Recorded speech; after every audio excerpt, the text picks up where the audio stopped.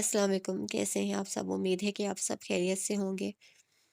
آج میں آپ کو ایک بات بتانا چاہ رہی ہوں کہ میں عمرے پر جا رہی ہوں۔ اللہ تعالیٰ خیر خیریت سے مجھے لے کر جائے۔ آ، تب تک میں انشاءاللہ عید کے سیکنڈ ڈے جا رہی ہوں، تو پھر اس کے بعد نیکسٹ پورا منتھ جو ہے وہ میرا ایک بھی ویڈیو نہیں آئے گی۔ تو آپ لوگوں نے میرے چینل کو چھوڑنا نہیں ہے، اس کو ڈیڈ نہیں ہونے دینا۔ آپ لوگ میری پرانی جو ویڈیوز ہیں وہ جا کر آپ لوگ دیکھ سکتے ہیں ان کو۔ اور آپ کو پتہ ہے کہ میرے جو ناولز ہیں وہ ہمیشہ ہی میں اچھے ناولز اپلوڈ کرتی ہوں، بہت اچھے ناولز اپلوڈ کرتی ہوں، اور بہت اچھے ٹاپکس ہوتے ہیں ان کے، اور آپ کو کچھ نہ کچھ سیکھنے کو ضرور ملتا ہے۔ اور میں آپ سب کے لیے بہت ساری دعائیں کروں گی۔ آپ سب میرے بہن بھائی ہیں، چاہے وہ پاکستان سے ہیں، چاہے وہ انڈیا سے ہیں، چاہے وہ کہیں سے بھی ہیں، دنیا کے کسی بھی حصے سے جو مجھے سن رہا ہے، آپ سب میں غائبانہ میری دعاؤں میں لازمی شامل رہیں گے۔ میں لازمی دعا کروں گی آپ سب کے لیے۔ اور یہ جتنے دن ہیں اب رمضان کے، اس میں جب مجھے ٹائم ملے گا میں کوئی نہ کوئی ناول اپلوڈ کر دوں گی، کوئی چھوٹا موٹا جو میں ایزیلی کر سکوں، تاکہ آپ لوگ میری آواز سنتے رہیں۔ اور کائنڈلی میں آپ کو ایک بار پھر کہہ رہی ہوں کہ میرے چینل کو ڈیڈ مت ہونے دیجیے گا۔ ایک مہینہ میری تقریباً ویڈیوز نہیں آئیں گی، تو آپ لوگ میرے چینل پر چکر لگاتے رہیے گا۔ میری اولڈ جو ناولز میں نے اپلوڈ کیے ہوئے ہیں، چاہے وہ شارٹ ہیں چاہے وہ لانگ ہیں، آپ ان کو لازمی دیکھیے گا، تاکہ میرا چینل جو ہے وہ زندہ رہے، اس میں زندگی باقی رہے۔ تو چلیے آئیے پھر میں آج لے کر آئی ہوں سندس جبین کا وہ ایک ستارہ مہربان، بہت پیارا ناول ہے۔ سندس جبین بہت اچھا لکھتی ہیں، اور انشاءاللہ امید ہے آپ کو بہت پسند آئے گا۔ مگر آگے بڑھنے سے پہلے اگر آپ میرے چینل پر نیو ہیں تو کائنڈلی میرا چینل سبسکرائب کر دیں، ویڈیو کو لائک کر دیں، کامنٹ کر دیں، شیئر کر دیں۔ چلیے آئیے شروع کرتے ہیں پھر۔ شیشے کی دیوار سے سر ٹکائے ہوئے آنسو قطرہ قطرہ اس کی سنہری آنکھوں سے گر رہے تھے۔ شیشے کے اس پار وہ ICU میں تھا، نلکیوں اور پٹیوں میں جکڑا ہوا۔ جتنی بار اس کی نظر اس بے جان زرد پڑے چہرے پر جاتی، نئے سرے سے اذیت سمیٹ لاتی۔ اس کی ٹانگیں مسلسل کھڑے ہونے کی وجہ سے بے جان سی ہو رہی تھی، مگر اسے یہاں سے دور جانا منظور نہ تھا، سو وہ اسی طرح ساکت کھڑی رہی۔ جب ایک ہاتھ نرمی سے اس کے سر پر آ کر ٹھہر گیا، اس نے تڑپ کر سر اٹھایا۔ کب تک ادھر کھڑی رہو گی؟ آؤ میرے ساتھ۔ سفید اوور آل کندھوں پر ڈالے ادھیڑ عمر ڈاکٹر دانش نے اسے سمجھایا تھا، مگر وہ اسی طرح کھڑی رہی، بس کچھ کہے بنا سر ہلا دیا۔ آ جاؤ لٹل گرل، مجھے تم سے کچھ بات کرنا ہے، انہوں نے کہا۔ وہ چونک کے متوجہ ہوئی، پھر سر ہلاتے ہوئے ان کے ساتھ چل پڑی۔ ان کے آفس میں آ کر وہ کرسی پر گر سی گئی۔ مسلسل جاگتے ہوئے اسے 48 گھنٹے ہو چکے تھے۔ تھکن، پریشانی، خوف اور پچھتاوا مل کر اسے مزید کمزور کر رہے تھے۔ ڈاکٹر دانش نے چائے کے 2 کپ منگوا لیے۔ گرم چائے کے گھونٹ لیتے ہوئے اسے یاد آیا کہ آج سردی کس قدر عروج پر تھی۔ درجہ حرارت -سینٹی گریڈ پر پہنچا ہوا تھا۔ حالانکہ اسے سردی بہت پسند تھی، وہ پورا سال سردیوں کا انتظار کرتی تھی، مگر آج اسے یہ سردی بہت بری لگ رہی تھی۔ انکل، کیا آپ مجھے کچھ بتانا چاہ رہے تھے؟ اسے یاد آنے پر پوچھا۔ تم جانتی ہو انہیں کیا ہوا ہے؟ انہوں نے بہت افسردہ اور پریشان لہجے میں بتایا۔ جی میں جانتی ہوں، اس کے لبوں پہ سسکیاں تھیں، مگر اس کی ریزن حیران کن ہے۔ میں نہیں جانتا انہیں کیا پریشانی تھی، مگر یہ ایک بہت اوور سٹریسڈ اور پریشرائزنگ نروس بریک ڈاؤن ہے۔ وہ لب کو چلتی آنسو روکتی انہیں دیکھے گئی۔ اگرچہ اب ان کی کنڈیشن پہلے جیسی تو نہیں، مگر پھر بھی ہم انہیں بہتر نہیں کہہ سکتے۔ کم از کم مزید 2 دن انہیں انتہائی نگہداشت کی وارڈ میں رکھنا پڑے گا، انہوں نے کہا۔ اسے لگا جیسے سزا کا فیصلہ مزید 2 دن آگے سرک گیا ہو۔ ڈاکٹر دانش اپنا اوور آل بازو پہ ڈالے باہر جا چکے تھے۔ اب کمرہ صرف اس کی سسکیوں سے گونج رہا تھا۔ کتنا پچھتاوا تھا اس کے آنسوں میں، کتنے نوحے تھے اس کے لبوں پہ، اور کتنے سارے کاش تھے اس کے دل میں۔ مگر اب کیا ہو سکتا تھا؟ اس کی مثال اس بڑھیا کی سی تھی جس نے ایک مضبوط رسی بٹی اور پھر اسے اپنے ہاتھوں سے ٹکڑے ٹکڑے کر دیا۔ ہر گھڑی درد کی شدت سے سسکتی آنکھیں، اور اوپر سے تیرے وصل کے خوابوں کے عذاب۔ روز آنگن میں کھڑے پیڑ سے گرتے پتے، اور سر شام پرندوں پہ گزرتی آفات۔ نبض اور دل کی بغاوت سے تڑپتی ہے حیات۔ اس بڑے شہر میں بڑھتا ہوا لوگوں کا قحط، روز ہوتی ہے میرے ساتھ دیواروں کی جھڑپ، روز ایک سانس کو پھانسی کی سزا ملتی ہے۔ اب تو آ جائے میری جان کے پیارے دشمن، اب تو آ جا کہ تیرے ہجر کے قیدی کو یہاں روز اس شہر میں مرنے کی دعا ملتی ہے۔ دیکھو طائب، مجھے یوں بار بار مت بلایا کرو، تم جانتی ہو یہ کتنا مشکل ہے۔ گل رانا ازہر جھنجھلائی ہوئی تھی۔ جواباً وہ مسکراتا ہوا اس کے سبھی چہرے پہ نظریں گاڑ کر سلگتے ہوئے لہجے میں بولا کہ تمہیں پتہ ہے گل، میں تم پہ مرتا ہوں۔ وہ کھل اٹھی، ایک بے اختیار مسکراہٹ نے اس کے لبوں کو چھوا تھا۔ بس اسی قسم کی باتیں کرتے رہنا۔ اسے ننھی سی ناک سکوڑی، تم کہو تو کوئی عملی قدم اٹھا لوں؟ وہ بولا، خاصا لہجہ خاصا دھمکی آمیز تھا۔ گل تہل سی گئی۔ کیسی باتیں کرتے ہو؟ اسے طائب کو گھورا۔ جواباً وہ پھر سے ہنس پڑا۔ ماحول میں رچی شام کی لالی دھیرے دھیرے دور دور تک پھیلے کھیتوں کو اپنی لپیٹ میں لے رہی تھی۔ وہ اس وقت جس جگہ پہ کھڑے تھے وہاں دو جھولے لگے تھے جن پر سارا دن گاؤں کے بچے جھولتے رہتے تھے۔ یہ ایک طرح سے ان کی پلے گراؤنڈ تھی۔ اس وقت ایک جھولے پہ گل بیٹھی تھی، جبکہ لوہے کے مضبوط راڈ کے ساتھ کمر ٹکائے طائب کھڑا اس کے جھولے کو آہستہ آہستہ حرکت دے رہا تھا۔ گل ہم شام کی لالی اس کے عارضوں پہ دھنک بکھرا رہی تھی۔ وہ اپنی بات بھول کر مبہوت سا اسے دیکھے گیا۔ پتہ نہیں وہ واقعی اتنی خوبصورت تھی یا اسے ہی لگتی تھی۔ تم بہت خوبصورت ہو، اسے کہتے ہوئے ایک جذب کے عالم میں آنکھیں بند کر لیں۔ گل نے نظر اٹھا کر اسے دیکھا اور زور سے ہنسی۔ اس کی شفاف ہنسی بالکل ایسی ہی تھی جیسے کرسٹل ٹیبل پر ڈھیر ساری کانچ کی چوڑیاں گر کے بج اٹھیں۔ میں سمجھی، پتہ نہیں کیا بات کرنے لگے ہو۔ اسے سر جھٹکا۔ گل ایک بات مانو گی؟ اس کا لہجہ پرسوچ تھا۔ بولو۔ میری بن جاؤ نا۔ وہ جذباتی ہو رہا تھا۔ اچھا، وہ ہنسی۔ تم ہنس کیوں رہی ہو؟ اور کیا کروں؟ میری بات کا جواب دو۔ تمہاری بات کا جواب؟ تو اس کا جواب یہ ہے طائب چودھری کہ تم اپنی ماں کو ہمارے گھر بھیجو اور باقاعدہ طور پر مجھے اپنے نام لکھوا لو۔ اس نے اطمینان سے کہا۔ طائب قدرے چونکا، پھر خاموشی سے کچی زمین کھرچنے لگا۔ ماحول میں چہچہاتے پرندوں کے شور کے سوا کوئی آواز نہ تھی۔ میرے سوال کا جواب نہیں دیا تم نے، وہ بولی۔ کیا جواب دوں؟ طائب کا لہجہ سپاٹ تھا۔ اچھا، وہ طنزیہ ہنسی پھر بولی۔ اور خود تمہیں جواب لینے کی کتنی جلدی تھی طائب؟ گل، میری ایک بات مان لو۔ اس کا لہجہ بدل گیا۔ کون سی بات؟ اسے زمین پر پیر ٹکاتے ہوئے جھولے کی حرکت روک دی۔ آؤ میرے ساتھ۔ کہاں؟ آؤ بھاگ چلیں۔ اسے گل کا ہاتھ تھام لیا۔ طائب وہ ساکت رہ گئی۔ ہمارے پاس اس کے سوا اور کوئی راستہ نہیں ہے۔ طائب کے انداز میں کیا کچھ نہ تھا محسوس کر کے گل دھک سے رہ گئی۔ مگر میں اس کے آرزوں کی دھلک ماند پڑ گئی۔ اگر مگر کچھ نہیں گل، وہ پرعزم تھا۔ وہ نیم جاں ہونے لگی۔ طائب، میرے گھر والے، میرے بابا سائیں، میرے لالا، وہ زرد پڑ گئی۔ تو ٹھیک ہے پھر، مجھے بھول جاؤ۔ اسے گل کا ہاتھ چھوڑ دیا۔ تم سنجیدہ ہو؟ وہ دنگ رہ گئی۔ تو تمہارا کیا خیال ہے؟ جھک مار رہا ہوں، وہ سرد موری سے بولا۔ لیکن تم میری بات کیوں نہیں مان لیتے؟ بھیج دو نا اپنے والدین کو۔ وہ رو دینے کو تھی۔ نہیں بھیج سکتا۔ کیوں؟ وہ چیخ پڑی۔ چلاؤ مت، تم اچھی طرح جانتی ہو یہ ممکن نہیں، کیونکہ زرنیلا میری منگیتر ہے، اس نے سختی سے کہا۔ تو یہ سب کچھ میرے ساتھ وعدے و عہد کرنے سے پہلے سوچنا تھا نا؟ وہ پھٹ پڑی۔ وہ عجیب سے انداز میں ہنس دیا۔ یہ دل کے معاملے ہیں گل رانا ملک۔ تو پھر ایک بات میری بھی کان کھول کر سن لو طائب چودھری، جو تم چاہتے ہو وہ میں کبھی نہیں کر سکتی۔ اس نے کٹھور اور ٹوک لہجے میں کہا اور تیزی سے واپسی کے لیے مڑ گئی، مگر اس کی آواز نے آگے بڑھتے قدم روک دیے۔ ایک بات میری بھی یاد رکھنا گل رانا ملک، طائب چودھری کبھی ہارا نہیں۔ وہ بھی تڑپ نہ جائیں تو اس عاشق پہ خاک، ہم سے فقط نگاہ ملانے کی دیر ہے۔ طائب چودھری کی آواز اور اس کے لہجے میں نہ جانے ایسا کیا تھا کہ گل تھرا کے رہ گئی۔ پھر وہ بھاگنے والے انداز میں وہاں سے نکلتی چلی گئی۔ قصر گل میں زوریس ملک اور گل افشاں ملک رہتے تھے، جس کے دو ہی بچے تھے، زرشام ملک اور گل رانا ملک۔ گل رانا نے مقامی اسکول سے میٹرک پاس کیا تھا اور اس کے بعد گھر میں ہی ہوتی تھی۔ اس کے خاندان میں لڑکیوں کو اعلیٰ تعلیم دلوانے کا رواج ہی نہ تھا، جبکہ دوسری طرف زرشام انگلش میں ماسٹرز کرنے کے بعد اب لاہور سے ہی ایم فل کر رہا تھا۔ حالانکہ تھا تو یہ کھلا تضاد، مگر روایتی باپوں کی طرح زوریس ملک بھی اس کی ضد کے آگے مجبور ہو گئے تھے۔ وہ چاہتے تھے کہ وہ زراعت میں اعلیٰ تعلیم حاصل کرے، مگر زرشام کو شروع سے ہی گاؤں اور اس کے گھٹے ماحول سے عجیب سی چڑ تھی جو کبھی کبھی بہت شدید ہو جاتی تھی، خاص طور پہ تب جب گاؤں کی پنچایت عجیب و غریب بلکہ کسی حد تک گھناؤنے فیصلے کرتی۔ اکثر اس کا باپ سے اس بات کو لے کر جھگڑا بھی ہو جاتا تھا، مگر وہ اسے سمجھا بجھا کر واپس اس کی جگہ لاہور بھیج دیتے۔ لال حویلی میں سلطان چودھری اور سلمہ چودھری کا بسیرا تھا۔ ان کے بھی دو ہی بچے تھے، طائب چودھری اور زمل چودھری۔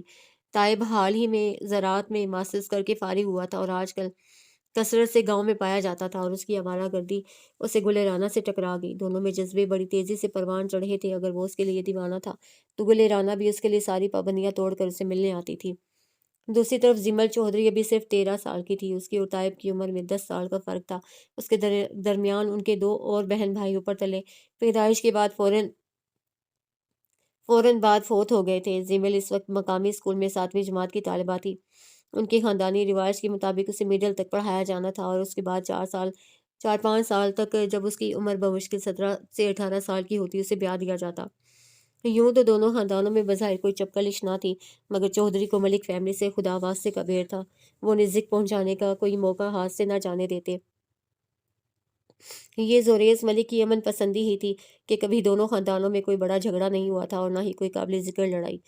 سلطان چودھری گاؤں کی پنچایت کے اہم اور بااثر رکن تھے، اور عموماً اہم فیصلوں میں ان کی بات کو ہمیشہ اولویت دی جاتی تھی، مگر اپنی فطری فسادی طبیعت کی بنا پر وہ ہمیشہ ہی بڑے سخت فیصلے کرتے تھے۔ خاص طور پر اگر کوئی خون بہا یا ونی کا معاملہ آ جاتا تو ان کی ساری ہمدردیاں متاثرہ فریق کے ساتھ ہوتی تھیں، جبکہ زوریز ملک ہمیشہ ہی ایسے معاملات سے دور رہے تھے۔ دل ہی دل میں وہ بھی زرشام کے ہم خیال تھے اور ان غیر انسانی رسموں کے سخت خلاف تھے، مگر چونکہ ان کا کوئی تعلق نہ تھا ایسے معاملات سے، جبھی وہ ہمیشہ ان سب سے دور ہی رہے۔ آج کل وہ شدومت سے گل رانا کی شادی کا سوچ رہے تھے۔ بمشکل اسے ڈاکٹر دانش اس بات پر آمادہ کر سکے تھے کہ وہ تھوڑی دیر جا کر گھر میں ریسٹ کر لے۔ وہ مان تو گئی تھی، مگر صرف 1 گھنٹہ ریسٹ پر۔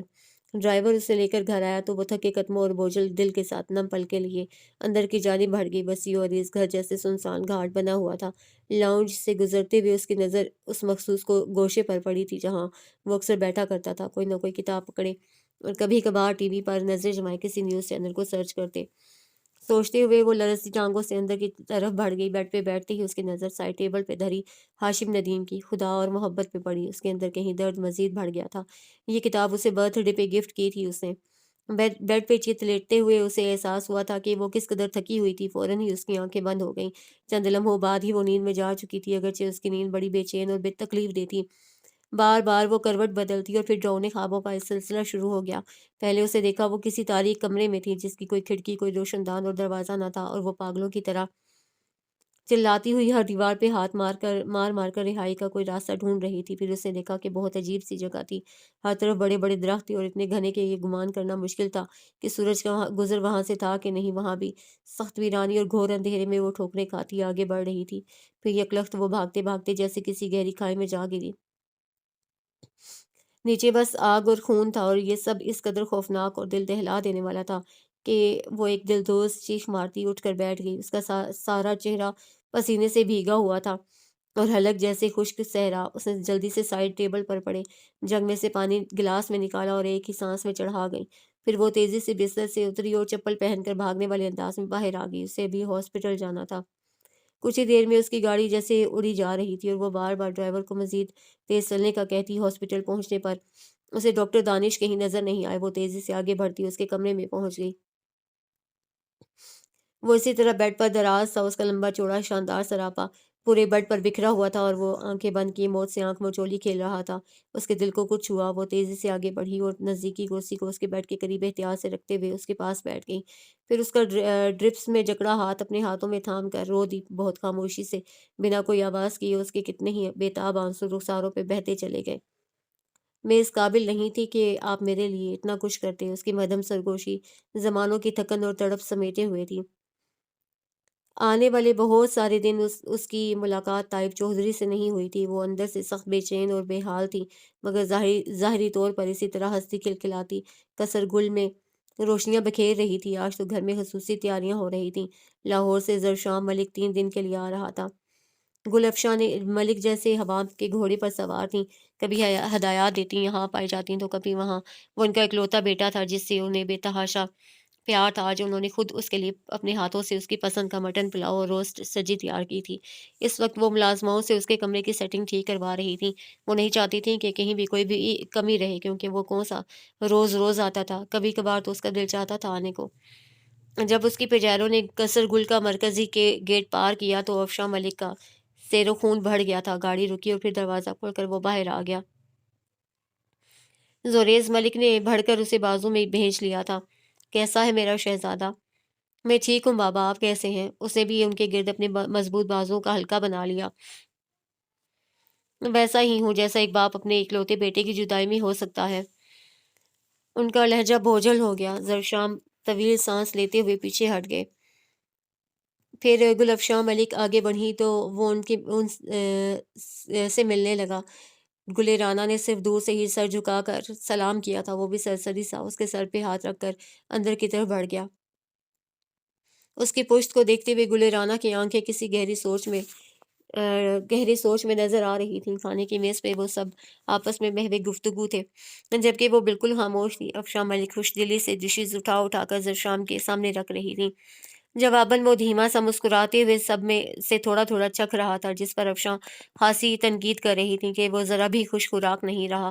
گل بڑی سرد نظروں سے لاڈ کے یہ مظاہرے دیکھ رہی تھی۔ اس کے ہاتھ سست روی سے پلیٹ میں چمچ چلانے میں مصروف تھے۔ پھر اس نے یہ اکتا دینے والا مرحلہ چھوڑا اور کرسی دھکیل کر اٹھ کھڑی ہوئی۔ اماں جان، میں جاؤں؟ اس نے بڑے دھیمے لب و لہجے میں پوچھا۔ وہ نہیں چاہتی تھی کہ زرشام اسے نوٹس کرے۔ افشاں نے بنا اس کی طرف دیکھے صرف سر ہلا کر جانے کا اشارہ کر دیا۔ اس کا رنگ بدل گیا۔ وہ لب بھینچے تیز تیز قدم اٹھاتی اندر کی طرف بڑھ گئی۔ کھانے کے بعد اب زریس ملک اس کے ساتھ بیٹھے شکار کا پروگرام بنا رہے تھے، جبکہ وہ ہمیشہ ہی اس قسم کے تشدد پسندانہ وحشیانہ مشاغل سے دور رہتا تھا۔ جب یہ اسے صاف طور پر جانے سے نہ کرتی تھی۔ ویسے بھی افشاں ملک نے اسے یہاں ایک انتہائی ضروری کام سے بلایا تھا، اور کام یہ تھا کہ گل رانا کے لیے خاندان کے 2-3 گھروں سے شادی کا پیغام آیا تھا۔ وہ چاہتی تھی کہ وہ باپ کے ساتھ مل کر کوئی یہ گھرانہ دیکھ بھال کر منتخب کر لے۔ کچھ دیر اسے منانے کے بعد زوریہ سے ہار مان کر موضوع گفتگو بدل دیا۔ اب وہ افشاں ملک کی خواہش کے مطابق یہ یہاں رہتے تھے، اور اسے بتا بھی رہے تھے کہ ان کے ساتھ مل کر بہن کی بات تو فائنل کرے گا ہی، مگر اس کے ساتھ ساتھ اپنا بھی کچھ سوچے۔ جواباً وہ بڑے جاندار انداز میں مسکرایا تھا۔ آپ جانتے ہیں بابا، شادی میری زندگی میں سب سے آخر میں ہے۔ وہ اس کی عجیب سی بات سن کر حیران رہ گئے۔ یہ کیا بات ہوئی زرشام؟ کہنا کیا چاہتے ہو؟ کچھ نہیں، بس یہ کہ ابھی وہ وقت نہیں آیا بابا جان۔ میں شادی ضرور کروں گا، اور آپ کی مرضی سے ہی کروں گا، مگر ابھی نہیں۔ وہ سنجیدگی سے بولا۔ مگر بیٹا، یہی تو عمر ہوتی ہے شادی کی۔ افشاں اپنی حیرانی نما پریشانی چھپا نہیں سکی تھی۔ وہ ہلکے سے ہنس پڑا۔ ارے نہیں اماں جان، شادی کسی بھی عمر میں ہو سکتی ہے۔ وہ تو ٹھیک ہے بیٹا، ہونے کو تو سب کچھ ہو سکتا ہے، مگر اس کا مطلب یہ نہیں کہ تم شادی بھی 50 سال کے ہو کر کرنے کا سوچو۔ انہوں نے قدرے خفگی سے کہا۔ ارے بیگم کمال کرتی ہیں، کون ہونے دے گا اسے 50 سال کا؟ کوئی اچھی سی لڑکی دیکھیں گے اس کے لیے اور بات کریں۔ دیکھیں اس کے لیے اور بات کریں۔ زریس ملک نے شد و مت سے اپنی تجویز دی تھی۔ پلیز بابا جان، شادی میری ایمز کی لسٹ میں سب سے آخر میں ہے، اور یقین رکھیں کہ جب بھی میرا موڈ ہوا آپ کو سب سے پہلے انفارم کر دوں گا۔ وہ اکتا سا گیا تھا۔ مسلسل خود کو موضوع گفتگو بنا دیکھ کر، اس کا موڈ دیکھ کر زریس ملک نے بات بدل دی۔ مگر وہاں بیٹھا کوئی بھی شخص یہ نہیں جانتا تھا کہ تقدیر انہونی کا دوسرا نام ہے، اور بندوں کی سوچیں ان کے ارادے اپنے حساب کتاب سے ہوتے تھے، جبکہ رب عظیم اس پابندی سے مبرہ ہے۔ وہ جب چاہے جو چاہے کر سکتا ہے۔ وہ 3 نفوس کثر گل کی طرف بڑھتی ہوئی تباہی سے بے خبر تھے۔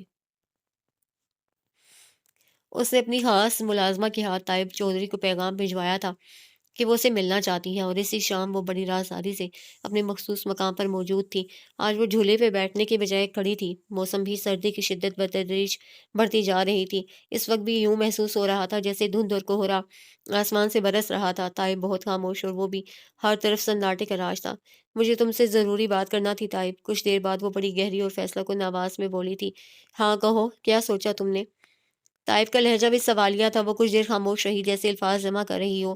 بابا سائیں اور لالا میری بات طے کرنے والے ہیں۔ اس نے بمشکل لفظ جوڑے تھے۔ دھماکہ اتنا شدید تھا کہ وہ ہل کر رہ گیا۔ یہ اگر مذاق ہے تو بہت گھٹیا ہے گل، اس نے طیش میں آتے ہوئے کہا۔ یہ حقیقت ہے، وہ چبا چبا کر بولی۔ طائب گنگ سا اسے دیکھتا رہ گیا۔ میری بات سنو گل، اسے جاری انداز میں اس کے بازو کو جھٹکا دیا تھا۔ طائب بدتمیزی مت کرو۔ گل رانا نے ایک جھٹکے سے بازو چھڑوایا تھا۔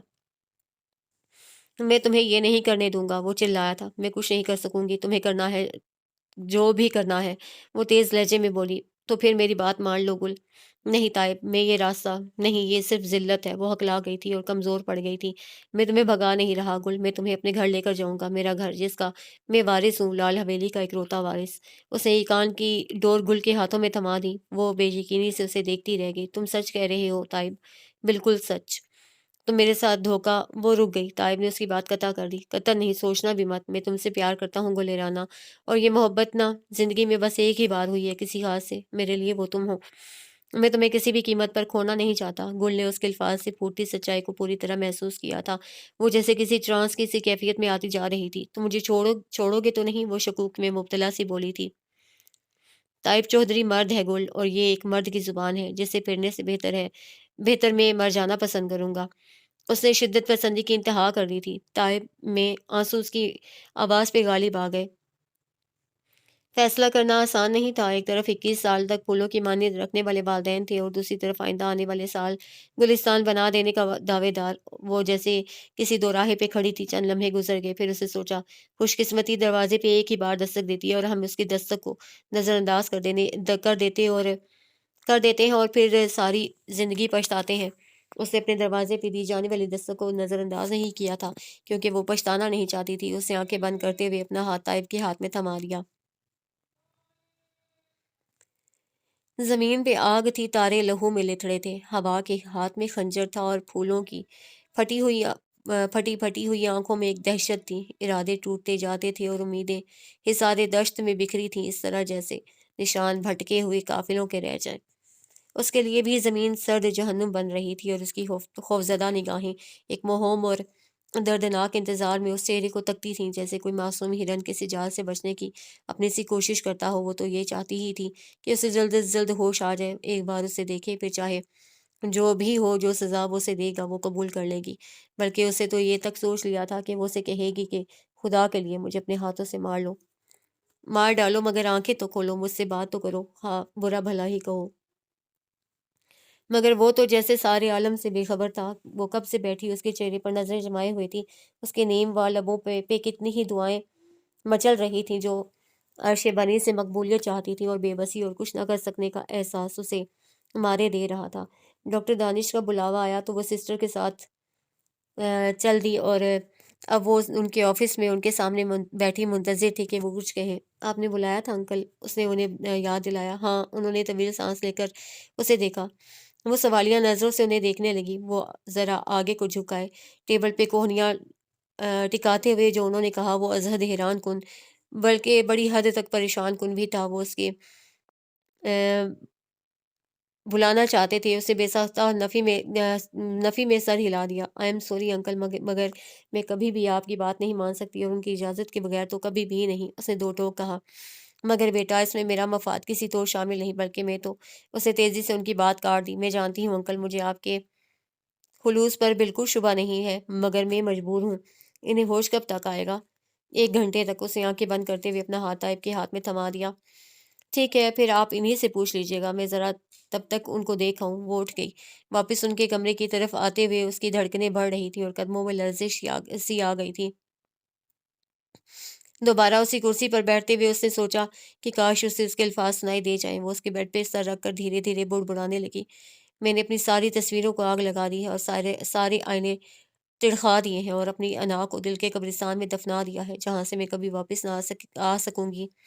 تمہاری مسکراہٹ میں نے کھو دی ہے، اور میری حیثیت اس وقت جوئے باز کسی ہے جس نے بازی کھیلی اور وہ سب گوا دیا۔ لیکن نہیں، ٹھہرو، ابھی بہت کچھ باقی ہے داؤ پر لگانے کے لیے۔ اب میں حاضر ہوں۔ ہاں، وہی جو میں کہہ رہی ہوں درست ہے، میں اپنا آپ داؤ پر لگانا چاہتی ہوں۔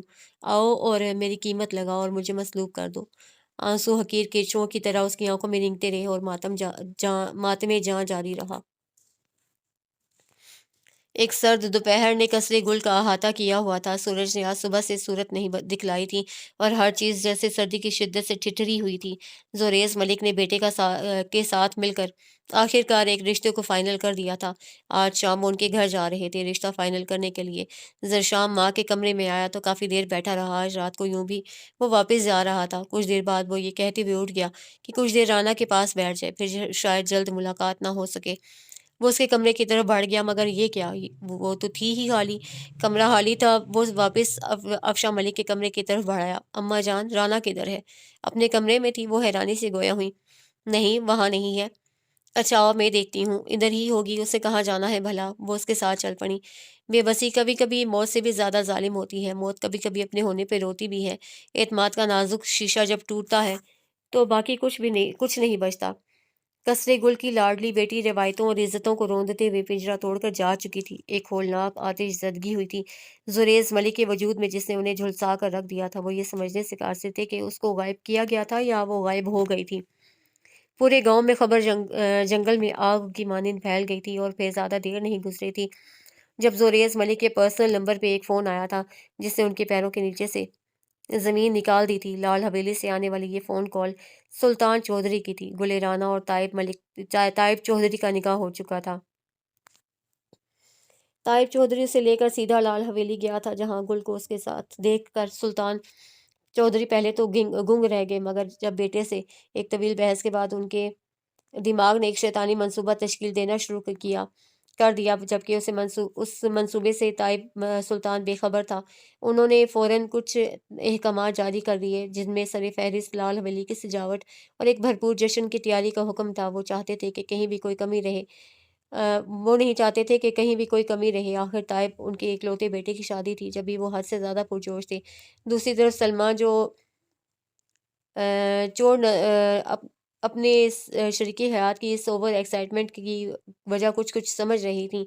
शायद वजह ये हो कि वो एक तरह से उनकी फितरत को जानती थी। भला वो जोरेज़ मलिक को भला वो जोरेज़ मलिक नीचा दिखाने और उसे जलील करने का ये नादिर मौका क्यों हाथ से जाने देते।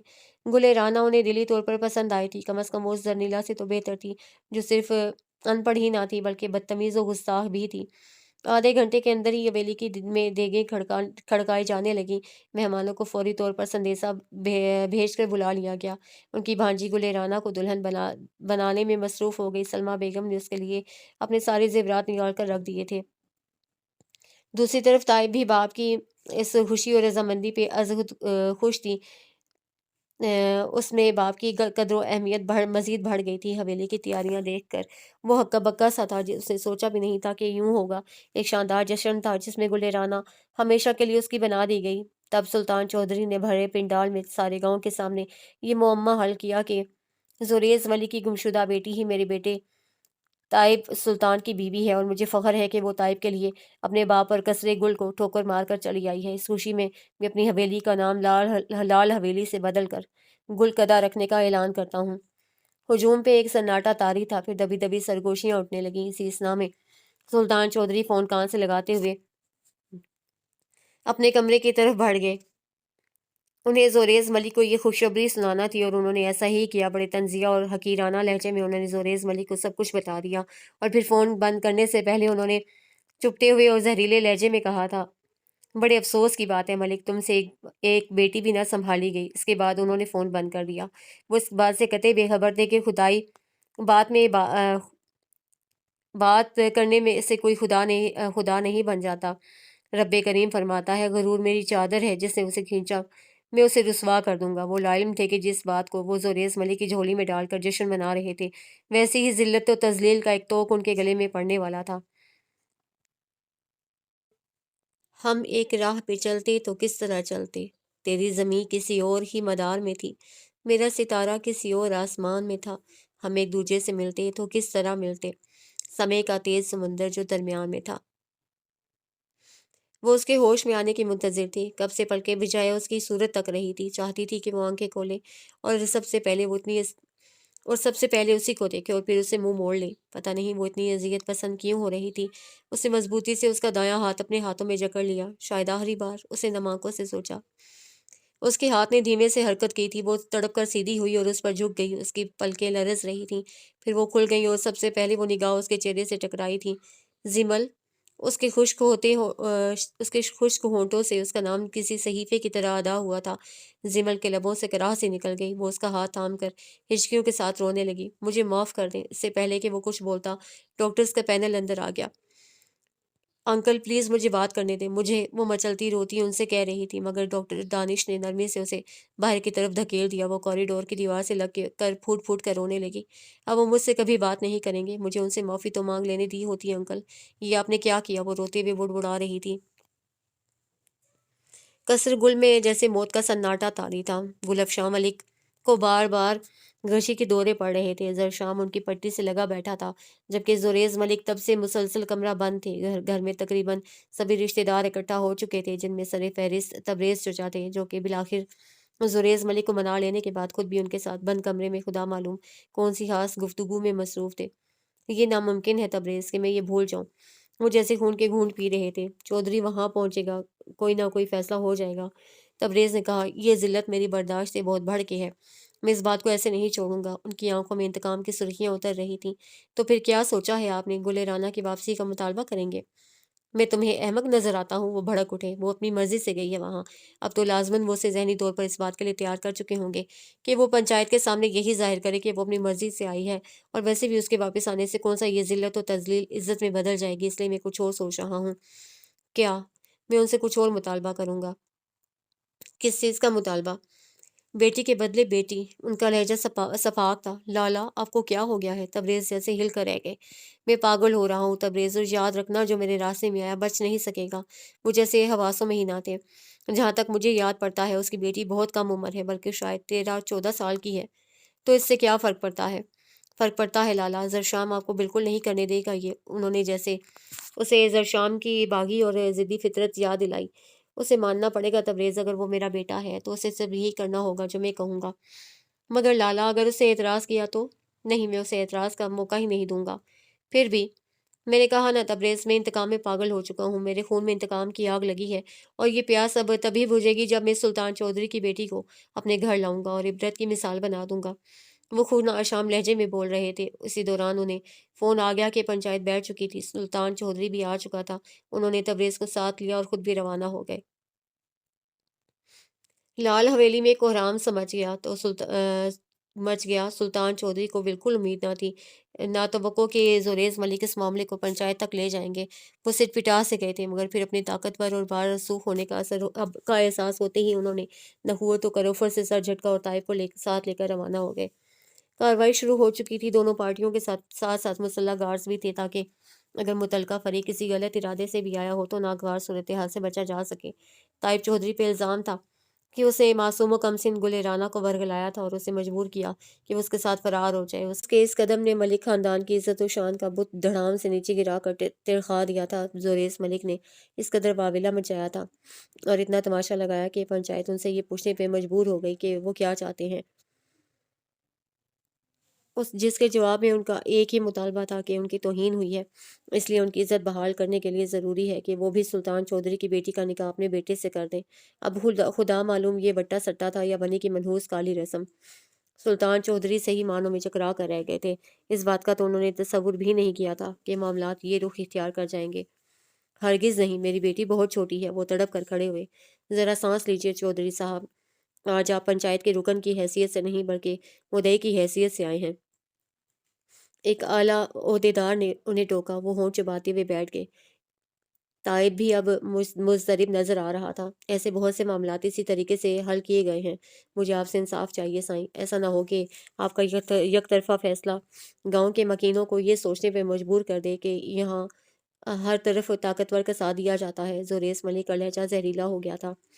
سلطان چودھری نے پھر کچھ بولنا چاہا، مگر سرپنچ نے ہاتھ اٹھا کر انہیں روک دیا، اور پھر سرگوشوں میں بحث و امس ہونے لگی، اور پھر کچھ دیر بعد وہ فیصلہ سنا دیا گیا جس کی خواہش زریز ملک نے کی تھی۔ ایک اعلیٰ عہدیدار نے کیا گیا فیصلہ بلند آواز میں سنایا تھا۔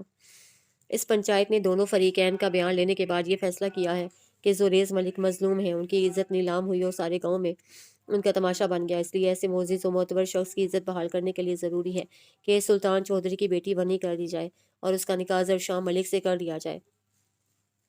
یہ پنچایت کا حکم ہے اور اس میں ذرا سی بھی تاخیر برداشت نہیں کی جائے گی۔ ہمارا کام مظلوموں کی داد رسی کرنا ہے۔ اگر کسی کو اعتراض ہے تو وہ بھی بول سکتا ہے۔ زریز ملک کے چہرے پہ جیت کی خوشی تھی۔ انہوں نے سلطان چودھری کو دیکھا تو ان کی آنکھیں پکار رہی تھیں کہ تم نے دیکھا چودھری، اسے کہتے ہیں انتقام۔ پھر وہ اٹھ کھڑے ہوئے۔ میں اپنے بیٹے کی بارات لے کر کب آؤں چودھری؟ ان کا لہجہ سرد اور چبھتا ہوا تھا۔ اس کی ضرورت نہیں، نکاح یہی ہوگا۔ طائب، جاؤ زمل کو لے آؤ۔ سلطان چودھری کا تنتنا قدرے دھیما پڑ گیا تھا۔ طائب تاریک چہرے کے ساتھ باہر نکل گیا۔ وہ طوفانی انداز میں گاڑی چلاتا ہوا لال حویلی میں داخل ہوا تھا۔ حویلی میں تاحال جشن جاری تھا۔ وہ تیز تیز قدم اٹھاتا اندر کی طرف بڑھ گیا۔ پتہ نہیں آج کا دن اپنے جلدوں میں کیا کیا لیے ہوئے تھا۔ گل رانا ہال کمرے میں سب لڑکیوں اور عورتوں اور بچوں میں گھری بیٹھی تھی اور اس کے ساتھ بالکل ساتھ زمل بیٹھی تھی۔ طائب کو لگا اس کا دل پھٹ گیا ہو۔ وہ تیزی سے گل کی طرف آیا اور قدرے جھک کر بولا، اندر آؤ، مجھے تم سے بات کرنا ہے۔ سب لوگ حیران رہ گئے۔ ہجوم سے حیرانی نما آوازیں اٹھی، مگر وہ کسی کی طرف دیکھے بنا اس کا ہاتھ تھام کر اپنے کمرے کی طرف بڑھ گیا۔ گل حیران سے رہ گئی۔ کمرے میں داخل ہوتے ہی اس نے دروازہ بند کر دیا۔ کیا بات ہے طائب؟ میری بات کا مختصر سا جواب دینا۔ گل زرشام ملک کیسا آدمی ہے؟ بہت اچھے۔ لاہور میں کیا کرتا ہے؟ ماسٹرز کے بعد ایم فل کر رہے ہیں۔ مزاجن کیسا ہے؟ کم گو اور بہت نرم مزاج۔ یہ خون بہا، بنی کاروکاری اور وٹا سٹا وغیرہ کی رسموں کے بارے میں کیا خیالات ہیں اس کے؟ بہت سخت خلاف ہیں۔ جب بھی گاؤں میں کوئی ایسا مسئلہ ہوتا ہے تو وہ بابا سے بہت جھگڑتے ہیں، اور سچ تو یہ ہے کہ اسی وجہ سے وہ زیادہ گاؤں آنا پسند نہیں کرتے۔ کہیں انگیجمنٹ وغیرہ؟ نہیں۔ انوالومنٹ؟ جہاں تک مجھے علم ہے وہ کہیں بھی انوالو نہیں ہے۔ وہ ہمیشہ بابا کو یہ کہتے ہیں کہ وہ ان کی پسند سے شادی کریں گے۔ اب سنو، تمہارے باپ نے پنچایت بٹھائی ہے، اور وہ آہستہ آہستہ ساری تفصیل بتاتا چلا گیا۔ گل رانا کا رنگ زرد پڑ گیا تھا۔ وہ بری طرح لرزنے لگی۔ اسے بھی بابا سے قطعاً اس اقدام کی توقع نہیں تھی۔ طائب نے اس کی حالت دیکھتے ہوئے اسے بیڈ پہ بٹھا دیا۔ میں جا رہا ہوں زمل کو لے کر۔ جب تک میں واپس نہ ہو تم کمرے سے باہر مت آنا۔ اس نے تسلی آمیز انداز میں اس کا ہاتھ تھاما اور اسے تبتبا کر باہر نکل گیا۔ دوسری طرف زوریز ملک فون پر زرشام سے جھگڑ رہے تھے۔ وہ اسے قریب ہر طرح سے دھمکا چکے تھے، مگر وہ بھی ہٹ کا پکا تھا، مان کر نہ دیا۔ مجبوراً انہیں ترک کا آخری پتہ استعمال کرنا پڑا تھا۔ انہوں نے اسے دھمکی دی تھی کہ اگر وہ اس سے نکاح کے لیے رضامند نہ ہوا تو وہ گل افشاں کو طلاق دے دیں گے، اور بڑا ذہین و ضدی سا زرشام اس پوائنٹ پہ آ کے ہار مان گیا تھا۔ اور پھر وہ سب ہو گیا۔ دن کا سورج ڈھلتے ڈھلتے دو زندگیوں کو تاریک کر گیا تھا۔ نکاح نامے پہ سائن کرتے ہوئے سے ہنسی آ رہی تھی۔ کیا تھا وہ؟ ان رسموں کے خلاف تھا، ان سے نفرت کرتا تھا، ہمیشہ باپ سے ان کی وجہ سے جھگڑتا تھا، اور آج خود انہیں کی بھیڑ چڑھ گیا تھا۔ اور ان دروازوں کا کیا کروں جن کے پیچھے رشتوں کی زنجیروں میں جکڑے ہوئے خواب اور تعلق داریوں میں الجھا ہوا احساس اور وفاداریوں میں محصور تمنائیں چیخنا چاہتی ہیں؟ اور ان دروازوں کا کیا کروں جن کے پیچھے دھڑ دھڑاتے ہوئے سینوں میں وحشتیں چن لی گئی ہیں، آرزوؤں کی کھیتیاں بو کے گھٹن کے سپرد کر دی گئی ہیں؟ طائب کی کوشش تھی کہ وہ کم از کم ایک بار زرشام سے بات ضرور کرے، اسے ملے تاکہ اسے تسلی ہو سکے، مگر اس کی خواہش پوری نہ ہو سکی۔ زرشام نکاح کے فوراً بعد واپس قصر گل روانہ ہو گیا تھا۔ اس بات کا طائب کو دلی افسوس ہوا تھا۔ وہ بہرحال خود کو ہی قصوروار گردان رہا تھا۔ اسے گل رانا کو غلط راستے سے اپنانے کی بجائے سیدھی طرح اپنے والدین کے سامنے اپنا معاملہ رکھ دیا ہوتا، اور پھر انہیں مجبور کیا ہوتا کہ وہ اس کا رشتہ لے کر قصر گل جائیں، تو حالات یقیناً مختلف ہوتے، مگر افسوس اس کے اٹھائے ایک غلط قدم نے 4 لوگوں کی زندگیوں کا رخ بدل دیا تھا۔ پتہ نہیں کیا ہونے والا تھا۔ زرشام ملک جب سے آیا تھا مسلسل کمرہ بند تھا۔ وہ تو قسمت کے اس مذاق پہ بس حیران سا تھا کہ آخر یہ اس کے ساتھ ہو کیا گیا تھا۔ اب پتہ نہیں وہ لڑکی کیسی تھی جو خواہاں اس بھیانک رسم کی بھیڑ چڑھ گئی۔ بہت دیر تک وہ جاگتا رہا اور سوچتا رہا، پھر اس نے اپنا بیگ کھولا اور پیکنگ کرنے لگا۔ سامان تھا ہی کتنا، 2 منٹ میں سمٹ گیا۔ اسی اسنا میں دروازے پہ دستک ہوئی۔ یس، اس نے کہا۔ دروازہ بڑے ڈرے سہمے اور جھجکے ہوئے انداز میں کھولا گیا تھا۔ زرشام کی نظر آنے والے پہ جم گئی۔ یہ چہرہ اس کے لیے بالکل نیا تھا۔ وہ قریباً 14-15 سال کی ایک معصوم و نوخیز لڑکی تھی جس نے بدرنگ کپڑے پہن رکھے تھے، جس کی پھٹی اوڑھنی سے اس کے سنہری بال جھانک رہے تھے۔ اس کا چہرہ سرخ تھا اور آنکھیں سوجی ہوئی تھیں۔ اس کے ہاتھ میں کھانے کی ٹرے تھی۔ کون ہو تم؟ وہ خاصا چونک کر بولا تھا، جس کے جواب میں اسے اپنی ہراساں آنکھیں اٹھا کر بے حد شکایتی نظروں سے اسے دیکھا تھا۔ وہ حیران سا رہ گیا۔ لڑکی کی آنکھیں آنسوں سے بھری ہوئی تھیں، اور آنکھیں کیا تھیں، میرے خدا، جیسے دو ننھے چمکتے سنہرے کانچ۔ اس نے سسکی سی لی تھی۔ میں آپ کی ملازمہ۔ اس نے جیسے رٹے رٹائے الفاظ بولے۔ اوہ اچھا، تو تم رو کیوں رہی ہو؟ انہوں نے مارا ہے۔ وہ اب آنسوں کے ساتھ رو رہی تھی۔ ٹرے اس کے ہاتھ میں لرز رہا تھا۔ زرشام نے ٹرے اس کے ہاتھوں سے لے لیا، اور اسی اسنا میں اس کی نظر اس کی دائیں کلائی پہ پڑی، جس میں موٹا سا سلور کا کڑا تھا، جو اس بات کی دلیل تھا کہ وہ کسی نیچ ذات سے تعلق رکھتی تھی۔ وہاں یہ کڑا اس بات کی نشانی تھی۔ کس نے مارا ہے؟ زرشام نے گلاس میں پانی ڈالتے ہوئے پوچھا۔ اسے فی الوقت اپنے سوا کسی سے بھی ہمدردی نہیں ہو رہی تھی۔ بڑے ملک جی نے۔ وہ بدستور رو رہی تھی۔ نام کیا ہے تمہارا؟ اسے پہلا گھونٹ لے کر پوچھا۔ زیمل۔ وہ کلاس ہی گئی تھی۔ زرشام پہ جیسے کمرے کی چھت آ پڑی۔ گلاس اس کے ہاتھ سے چھوٹ کر دور جا گرا اور پانی کارپیٹ پہ بہہ گیا۔ تم زیمل ہو؟ وہ بے یقینی سے پوچھ رہا تھا۔ جواباً وہ اسی طرح روتی رہی، اور اس نے سارا ماجرا کہہ سنایا۔ جب اسے تبریز چچا اپنی گاڑی میں ڈال کر لے کر آئے تھے تو قصر گل میں पहुंचते ही जोरेस मलिक ने उसे बेख्तियार पीटना शुरू कर दिया। अगर फैमिली के दूसरे लोग दरमियान में ना आते तो शायद वो उसे मार ही डालते। फिर उसे मुलाजमाओं के सुपुर्द कर दिया गया और उनसे कहा गया कि वो उसे भी मुलाजमाओं वाला दर्जा दें। उसे घटिया और घिसे हुए कपड़े पहनने को कहा गया और सितम बालाए सितम की वो से कि सिल्वर का कड़ा पहना दिया गया ताकि वो भी मुकम्मल तौर पर मुलाजमाओं नौकरानियों के कबीले की लगे। ज़रशाम को लग रहा था कि वो पागल हो जाएगा। उसके वहमो गुमान में भी ना था कि वो ज़िमल इतनी सी लड़की होगी या शायद बच्ची कहना मुनासिब होता। ज़ुल्म की इंतहा थी। खोलते दिमाग और जलती आंखों से वो किसी भगोले की तरह चकराता हुआ बाहर निकल गया। और फिर कसर गुल की दरो दीवार ने देखा कि वो ज़रशाम मलिक जो कभी बाप के सामने बुलंद आवाज़ से बोलता ना था, कसर गुल उसकी चिंगाड़ों से गूंज रहा था। उसने जोरेज़ मलिक से इतना झगड़ा किया कि हद नहीं। उसने उनसे कहा कि वो सब कुछ जानते थे और जानते बूझते हुए उन्होंने ज़रशाम को कुर्बानी का बकरा बना लिया। सिर्फ अपनी इंतकाम की आग बुझाने के लिए वो इस हद तक गिर गए कि एक बच्ची के साथ उसका निकाह करवा दिया। उसने उन पर इल्ज़ामात की बौछार कर दी। वो बुलंद आवाज़ में धाड़ रहा था और पूरा मर्दान खाना गूंज रहा था। उसने साफ तौर पर इल्ज़ाम लगाया कि उन्होंने ये सब जानते बूझते किया है। मुस्तज़ाद जो सलूक जिमल को यहाँ लाने के बाद किया गया था, ज़लालत की इंतहा थी। मगर ज़ोरेस मलिक को जैसे बेटी खोने के बाद कोई परवाह ही ना थी बेटे की। उनका एक ही जवाब था, वो दुश्मन की बेटी है। ज़रशाम जानता था कि वो किस कदर कट्टर सोचों के मालिक थे। पुराने अकीदे ख़यालात और दुश्मनियाँ उनके लिए ज़िंदगी और मौत का मसला थी, मगर उसने कभी अपने बाप को ऐसा ना समझा था। वो इस वक्त उसके चीखने चिल्लाने का कोई नोटिस ही ना ले रहे थे। आखिर थक कर वो बोला था, आपको क्या लगता है बाबा, मैं उसे इस तरह इस हालत में आपके रहम करम पे छोड़ दूंगा? नामुमकिन, मैं उसे साथ लेकर जाऊंगा। शिद्दत जज्बात से उसका रंग दहक रहा था और आंखों से गोया खून टपक रहा था। लहजे में सरकशी थी। तुम उसे कहीं नहीं ले जा सकते, वो हुक्मिया लहजे में बोले थे। आप भूल रहे हैं, अभी 2 घंटे पहले आपने ही उसका निकाह मेरे साथ करवाया है। इस लिहाज से वो मेरी बीवी है, इसलिए मैं उसे जहाँ चाहूँ ले जा सकता हूँ, वो गुर्रा के बोला था। तो फिर मेरी बात याद रखना, अगर तुम उसे अपने साथ लेकर गए तो दोबारा इस दहलीज पे मेरे घर के दरवाजे पे मत आना। समझ लेना बाप मर गया तुम्हारा। वो जैसे खून आशाम लहजे में बोल रहे थे। जरशाम की पैरों के नीचे से जमीन सिरक गई। वो खड़े कद से लड़खड़ा सा गया। ठीक है बाबा जान, जैसे आपका फैसला। उसकी आंखों में रेत सी चुभ रही थी। वो आंधी और तूफान की मानिंद बाहर निकल गया। रात की तारीकी ने एक अजब मंजर देखा। कसर गुल के इकलौते वारिस ने एक लफ्ज कहे बिना जिमल का हाथ थामा और गेट पार कर गया। गुल अफशां मलिक लहरा के जमीन पे आ गिरी थी। धुंध जैसे मातमी फिजा को आगोश में लिए किसी माँ की तरह थपक रही थी। दरख्त हौले हौले लरज रहे थे और सुनसान खामोश खड़े खेतों में जैसे आंसुओं के ढेर थे जो धीरे धीरे खालियों में से रास्ता बनाते बहते जाते थे। जरा तुम सुबह होने दो कि सूरज को तो आने दो, परिंदों को तो उड़ने दो, जरा तो सुबह होने दो। अभी तो आसमान का रंग निखरेगा, अभी खुशबू भी बिखरेगी, अभी मौसम भी बदलेगा, अभी तो चांद डूबेगा। अभी मंजर बदलने में जरा सी देर बाकी है, अभी दिल के संभलने में जरा सी देर बाकी है। कमरे में एक धुंध भरी कोहर आलूद खामोशी थी। हालांकि दो नफूस मौजूद थे, मगर वो दोनों ही इस वक्त बात करने की पोजीशन में ना थे। गुलेराना इस वक्त भी दुल्हन के लिबास में थी और बेड पर निढाल से बैठी थी। परेशानी और खौफ ने उसका बुरा हाल कर रखा था। पता नहीं आने वाला वक्त कैसा था। उसे तो फिल वक्त हर चीज धुंध में लिपटी नजर आ रही थी, हता के वो तमाम ख्वाब भी जो उसने ताइब के हवाले से देखे थे और जिनको पूरा करने के लिए वो हर रुकावट पार करके यहाँ तक चली आई थी। दूसरी तरफ वो बार बार लब कुचल रहा था। कमरे में इधर से उधर चक्कर लगाते वो किसी बंधे हुए शेर की तरह नजर आता था। उसकी नजरें फोन पर मुर्तकिज थीं। गालिबन उसे किसी खास फोन का कॉल का इंतजार था। और फिर कुछ देर बाद फोन जाग उठा। उसने पहली बेल पे ही फोन उठा लिया। वो सिर्फ हाँ हाँ करता रहा।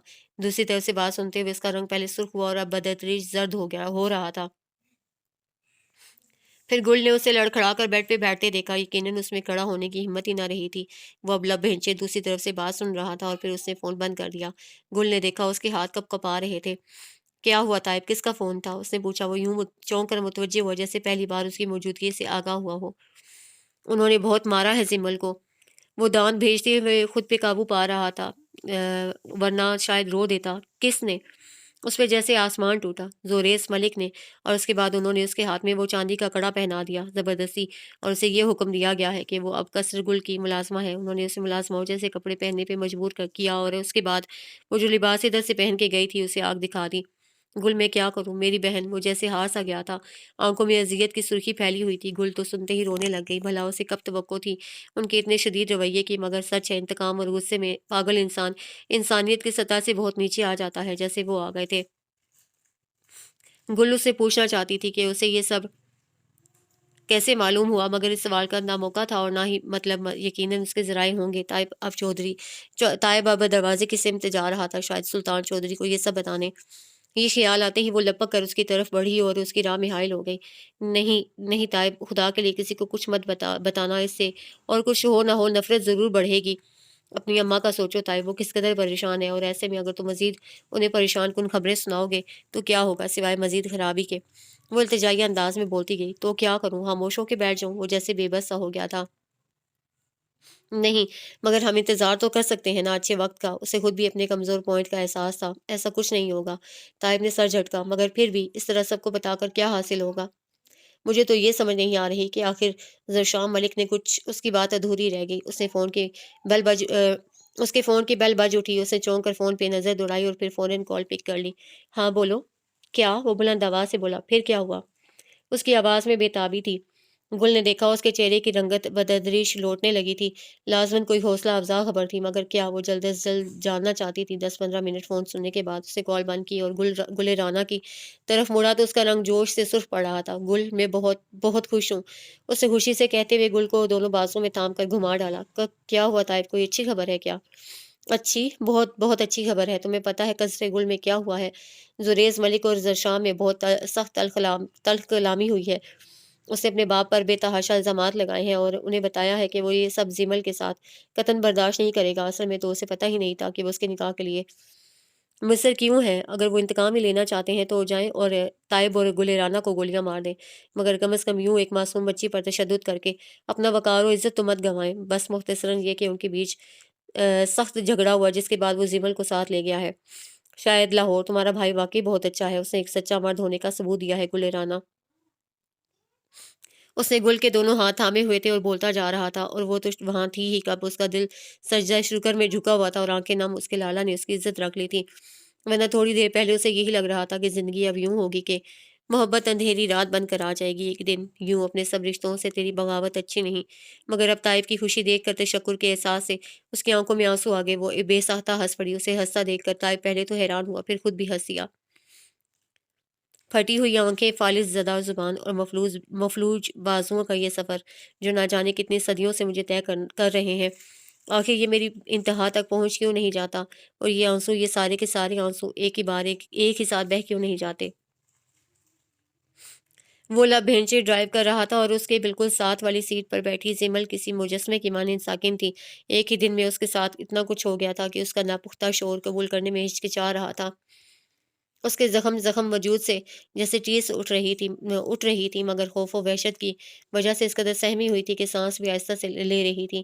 اب تک کا سفر نہایت خاموشی سے کٹا تھا۔ وہ بری طرح ڈرائیونگ میں غرق تھا۔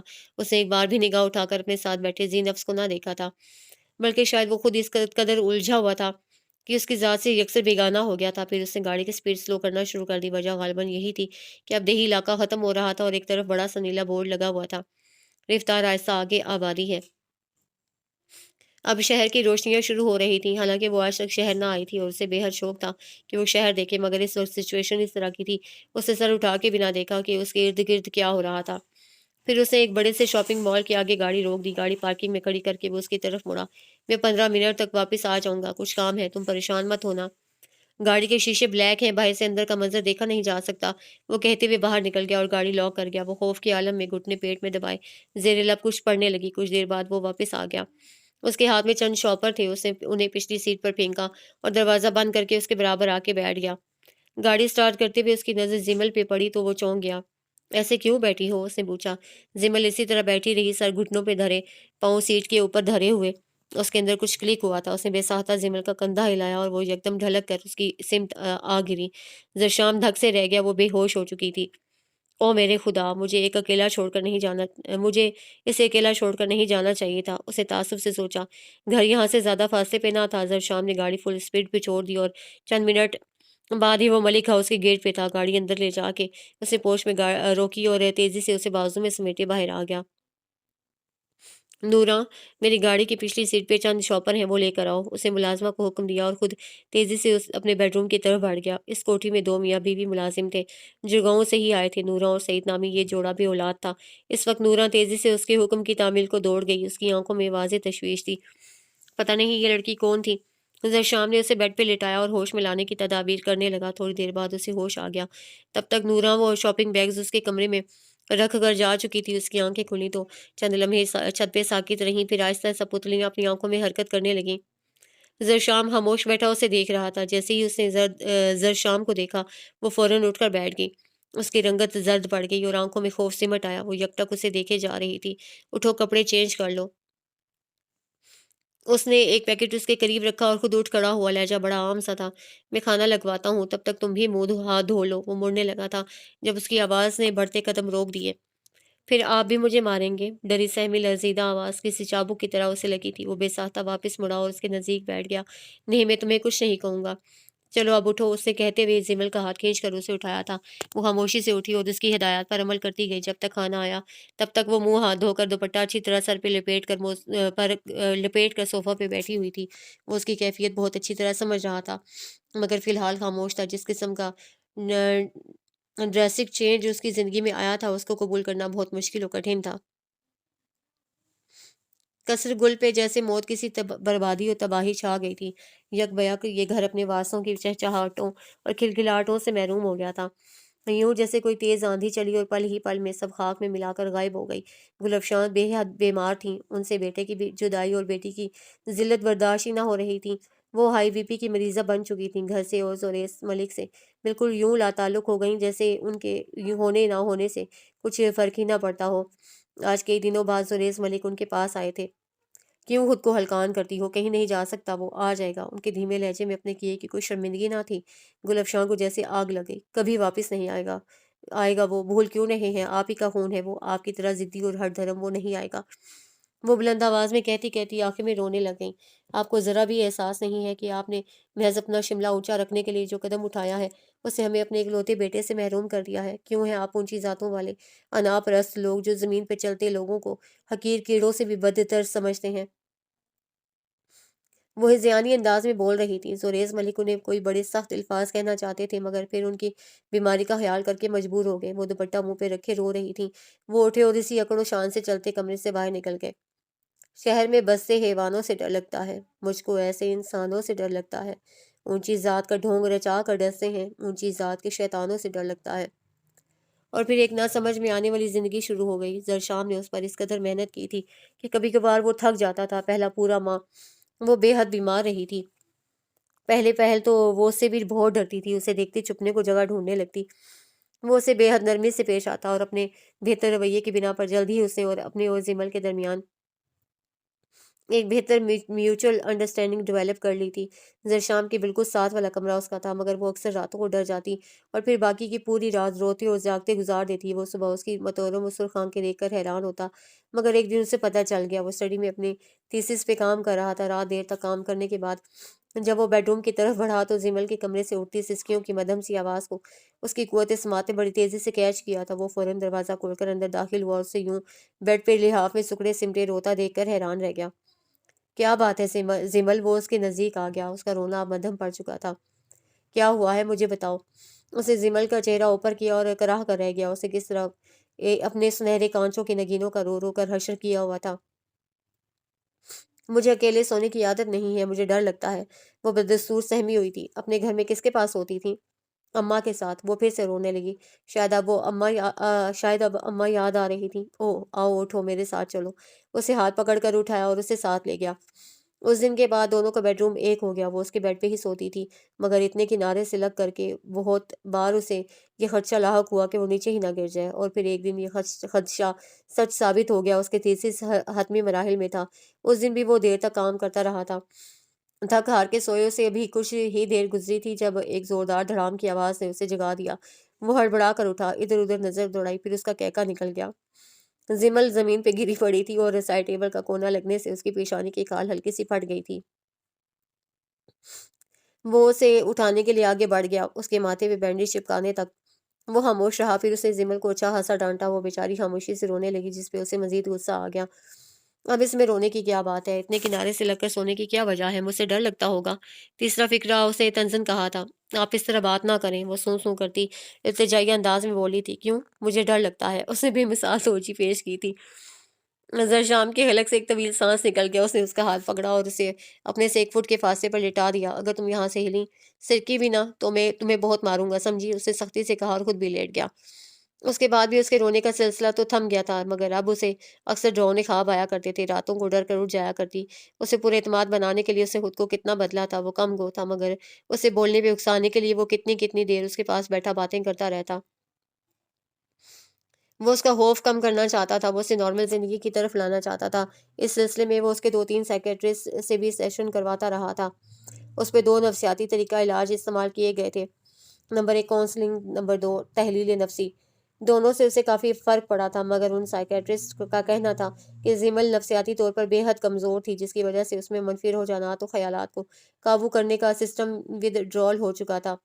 یہ نفسیاتی اصطلاح میں انسان کی اس کیفیت کو کہتے ہیں جس میں وہ مدافعت کھو دیتا ہے اور پس قدمی اختیار کر لیتا ہے۔ اگرچہ وہ مکمل طور پر ٹھیک ہو گئی تھی، مگر اب بھی وہ وقتاً فوقتاً اسے لے کر جاتا رہتا تھا۔ میاں بیوی کا خوبصورت رشتہ ان کے لیے عجیب پیچیدگی سے بھرا بھید تھا۔ جبھی وہ اس کا دوست بن گیا کہ اس میں زیادہ آسانی تھی۔ اس نے لاہور کے سب سے بہترین ادارے میں اس کا ایڈمیشن کروایا تھا۔ اسے زمل کو ایسا بنانا تھا جس پہ ساری دنیا فخر کرے۔ وہ اسے خود پڑھاتا۔ یوں بھی اس کا ایم فل تو ہو چکا تھا۔ اس کے پاس 2-3 کالجز کی طرف سے بہت اچھے سیلری پیکج کے ساتھ جاب کے آفرز تھیں، مگر وہ مزید کسی بہتر کے لیے غور کر رہا تھا۔ جب ان آفرز پر سنجیدگی سے غور نہیں کر رہا تھا، زیمل کو اسے 8th اسٹینڈرڈ میں ایڈمٹ کروایا تھا۔ وہ اسے خود چھوڑ کے آتا اور خود لینے جاتا تھا۔ اسی دوران اس کو ایک یونیورسٹی میں جاب کی آفر آ گئی۔ انٹرویو ٹیسٹ کے بعد ایویلیویشن میں اسے بالکل پرفیکٹ قرار دے دیا گیا تھا۔ یوں وہ پروفیسر زرشام ملک بن گیا۔ قصر گل کی طرف سے کسی نے پیش رفت نہیں کی تھی۔ اس سے کبھی کبھار حیرت ہوتی وہ کتنا غیر اہم تھا ان کے لیے۔ ان کا اکلوتا وارث، جس کی گزشتہ 6 ماہ سے کسی نے خبر تک نہ لی تھی، مگر وہ بھی تو آخر انہی کا بیٹا تھا، کیسے ہار مان لیتا؟ وہ بھی کزن خاموش تھا اور اس کی خاموشی پکارتی تھی۔ اسے کہنا ہوش فہمی میں مت رہے کہ تم سے ہم کلام ہوں گے، ہم تو خود سے بھی خفا ہوں اور صدیوں خاموش رہتے ہیں۔ زرشام کو ڈسچارج کر دیا گیا تھا۔ ڈاکٹر دانش نے ہلکی پھلکی غذا کے ساتھ ساتھ معمولی سی بھی ٹینشن لینے سے سختی سے منع کیا تھا، مگر وہ جانتی تھی کہ ہاسپٹل میں تو وہ اس بات پہ عمل کر سکتی تھی، لیکن کہ اس کے سامنے نہ آئے، مگر گھر میں یہ ممکن نہ تھا۔ جبھی اس نے اس قسم کی کوئی کوشش بھی نہ کی تھی۔ ان دونوں کے بیچ ایک سرد خاموشی تھی۔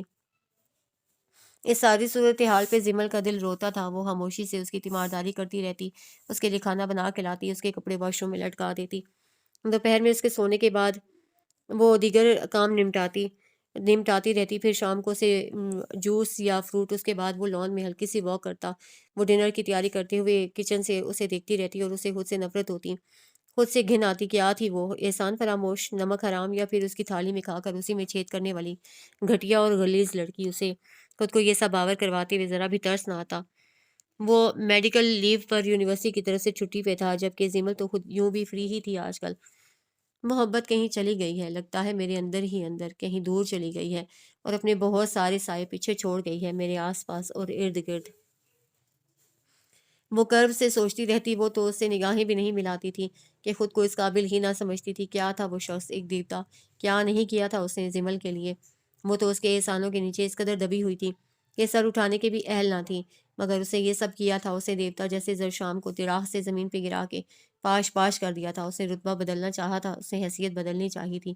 اسے ڈو مور کا مطالبہ کر کے اس شخص کے ساتھ کیا کیا تھا وہ جانتی تھی، اور اس آگہی کا کرب اس قدر بھاری تھا کہ اس کے کندھے ٹوٹنے لگے تھے۔ آج ایک سرد شام کمرے کی پرہدت فضا میں وہ ایزی چیئر پہ جھول رہا تھا اور وہ اس کی وارڈروب سیٹ کر رہی تھی جب نورا اندر آئی تھی۔ اس سے ملنے کچھ لوگ آئے تھے۔ وہ اٹھ کر باہر چلا گیا۔ زمل خود بہت کام چھوڑ کر کچن کی طرف بڑھ گئی۔ اسے چائے کے انتظامات دیکھنا تھا۔ اپنی نگرانی میں سب کچھ تیار کروا کر وہ نورا کے ہاتھ ہال میں بھیج کر واپس کمرے کی طرف بڑھ گئی۔ یہ ملک ہاؤس میں صبح کا آغاز تھا۔ 5 بجے کا الارم بجا تو ایک ساتھ دونوں کی آنکھ کھل گئی تھی۔ زمل نے مندی مندی آنکھوں سے اسے باتھ روم میں جاتے دیکھا تھا، پھر وہ پھرتی سے اٹھی اور چھلانگ مار کر کارپیٹ پہ بکھری اپنی کتابیں اور نوٹ بکس سمیٹنے لگی۔ رات وہ پڑھتے پڑھتے یوں ہی ہر چیز پھیلائے چھوڑ کر سو گئی تھی، چونکہ زرشام بے حد تھکا ہوا تھا اور اس کے سر میں بھی بے حد درد تھا۔ جبھی وہ جلد سو گیا تھا۔ اب اگر وہ اس کی یہ بے ترتیبی دیکھ لیتا تو زمل کی کلاس لگ جانا تھی۔ وہ وضو کر کے لوٹا تو اسے بیگ سمیٹتے دیکھ کر پہلے تو حیران ہوا، پھر جیسے سارا معاملہ سمجھ گیا۔ ایک دھیمی سی مسکراہٹ اس کے لبوں پہ رینگ گئی۔ سفید ٹراؤزر اور شرٹ میں جس میں ریڈ ڈاٹس تھے، بکھرے بالوں سمیت وہ بے حد گھبرائی ہوئی لگ رہی تھی۔ وہ سر جھٹکتے ہوئے نماز کے لیے نکل گیا۔ اس کے جانے کے بعد وہ خود بھی نماز میں مشغول ہو گئی۔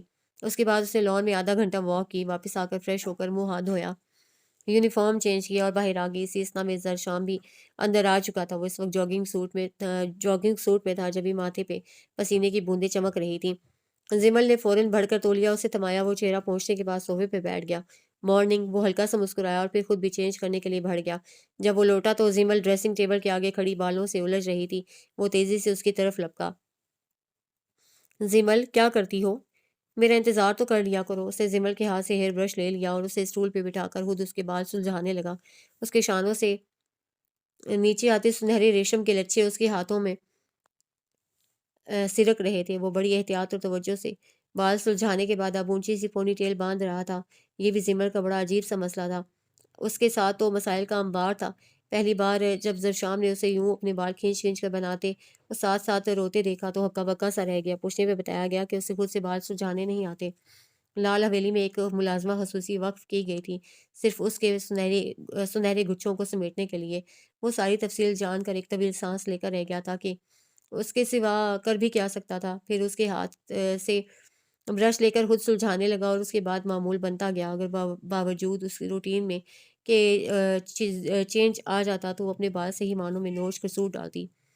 بال ٹھیک کروانے کے بعد سر پہ اسکارف لینے لگی، پھر بیگ کندھوں پہ ڈالا اور زرشام کے ساتھ نیچے آ گئی۔ ناشتے کی ٹیبل پہ وہ خود ناشتہ کرنے کے ساتھ ساتھ اسے بھی کرواتا رہا۔ پھر ان کے جانے کا وقت ہو گیا۔ زمل نے بیگ کو گاڑی کی پچھلی سیٹ پہ پھینکا اور خود اس کے برابر آن کے بیٹھ گئی۔ ٹیسٹ کی تیاری کیسی ہے؟ اسے گاڑی سٹارٹ کرتے ہوئے پوچھا۔ اچھی ہے، وہ زیر لب کچھ پڑھ رہی تھی۔ زرشام نے اس کے معصوم چہرے پہ پھیلی ملاحت کو دیکھا تو دل میں ایک تیز سی اٹھی تھی۔ ایک معصوم لڑکی ان ظالم رسموں کی وجہ سے اپنے گھر والوں سے دور تھی۔ وہ جانتا تھا وہ اپنے اماں کو مس کرتی تھی۔ انہی سوچوں میں گم اس نے زمل کو اسکول کے گیٹ پہ اتارا تو وہ نیچے اترنے سے پہلے اس کی طرف مڑی تھی۔ آپ میرے لیے دعا کیجیے گا، سب ٹھیک ہو جائے گا، ڈونٹ وری، اس نے تسلی دی۔ وہ سر ہلاتے ہوئے سے خدا حافظ کہتے باہر نکل گئی۔ وہ یونیورسٹی کی طرف مڑ گیا۔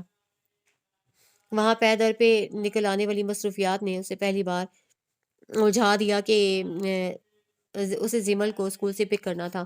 اب اسے یاد آیا تو اس نے سر پیٹ لیا۔ وہ 1.5 گھنٹہ لیٹ تھا۔ انتہائی فاسٹ ڈرائیو کرتے ہوئے اس کے اسکول پہنچا تو اسے دھچکا لگا۔ پٹھان چوکیدار ادھر ادھر ٹہل رہا تھا اور اس کی کرسی پہ زمل بیٹھی تھی، بیگ گود میں رکھے۔ وہ دونوں ہاتھوں میں منہ چھپائے زور زور سے رو رہی تھی۔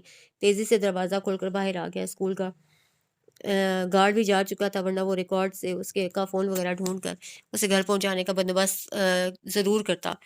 زرشام کو دیکھتے وہ تیر کی طرح اس کی طرف لپکی تھی اور اسے لپٹ کر اور زور سے رونے لگی۔ وہ اسے تھپکتا وہ چوکیدار کو اپنا نمبر لکھوانے لگا، پھر اس کا بیگ اٹھا کر ڈگی میں رکھا، اسے ساتھ لگائے گاڑی کی طرف لے آیا۔ وہ سارا راستہ روتی آئی تھی۔ گھر آ کر اس نے کھانا بھی بمشکل 2 سے 3 لقمے لیے اور وہ شاید زرشام کے خوف سے پھر واپس کمرے میں آ کر لیٹ گئی۔ زرشام سے اس کے اسٹوڈنٹس ٹیوشن کے لیے آ گئے تو وہ ادھر مصروف ہو گیا، مگر اس کا سارا دھیان زمل کی طرف ہی اٹکا رہا۔ فارغ ہوتے ہی وہ اوپر کی طرف بڑھا تھا۔ نورا نے اسے بتا دیا تھا کہ وہ تب سے مسلسل کمرے میں ہی تھی۔ جب وہ کمرے میں داخل ہوا تو وہ باتھ روم سے باہر آ رہی تھی دھلے ہوئے چہرے کے ساتھ۔ اس کی محترم آنکھیں زرشام کو مضطرب کر گئیں۔ زمل، ادھر آؤ، وہ صوفہ پہ بیٹھ کے بولا۔ وہ خاموشی سے اس کے پاس آ گئی، اس نے ہاتھ پکڑ کر ساتھ بٹھا لیا۔ ناراض ہو؟ زرشام نے پوچھا۔ زمل کے لب کپ آئے مگر وہ نفی میں سر ہلا گئی۔ وہ رو کیوں رہی تھی؟ جواباً وہ خاموش رہی۔ میں کچھ پوچھ رہا ہوں۔ وہ چند لمحے اسی طرح بیٹھی رہی، پھر نظر اٹھا کر اسے دیکھا تھا، خوفزدہ نظریں۔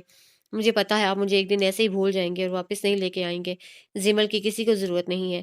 زمل سب کے لیے بوجھ ہے، پہلے بابا اور لالا کے لیے تھی، انہوں نے پھینکا تو اب آپ کے لیے ہوں، اور آپ بھی مجھے یوں ہی کسی دن چھوڑ دیں گے۔ وہ ہچکیاں لے کر رو رہی تھی۔ زرشام گنگ سا رہ گیا تھا۔ اس کی معمولی سی غلطی نے سائیکیٹرسٹ کی ساری محنت پہ پانی پھیر کر اسے پھر سے اسی اسٹیٹ آف مائنڈ میں دھکیل دیا تھا۔ اسے خود پہ بے تحاشا غصہ آیا۔ اسے خود کو سنبھالا اور اس کے شانے پہ بازو پھیلا کر اسے ساتھ لگا لیا۔ ایسا کچھ نہیں ہے، انہوں نے تمہیں اس لیے انہوں نے تمہیں اس لیے نہیں چھوڑا، اور نہ میں ایسا کروں گا۔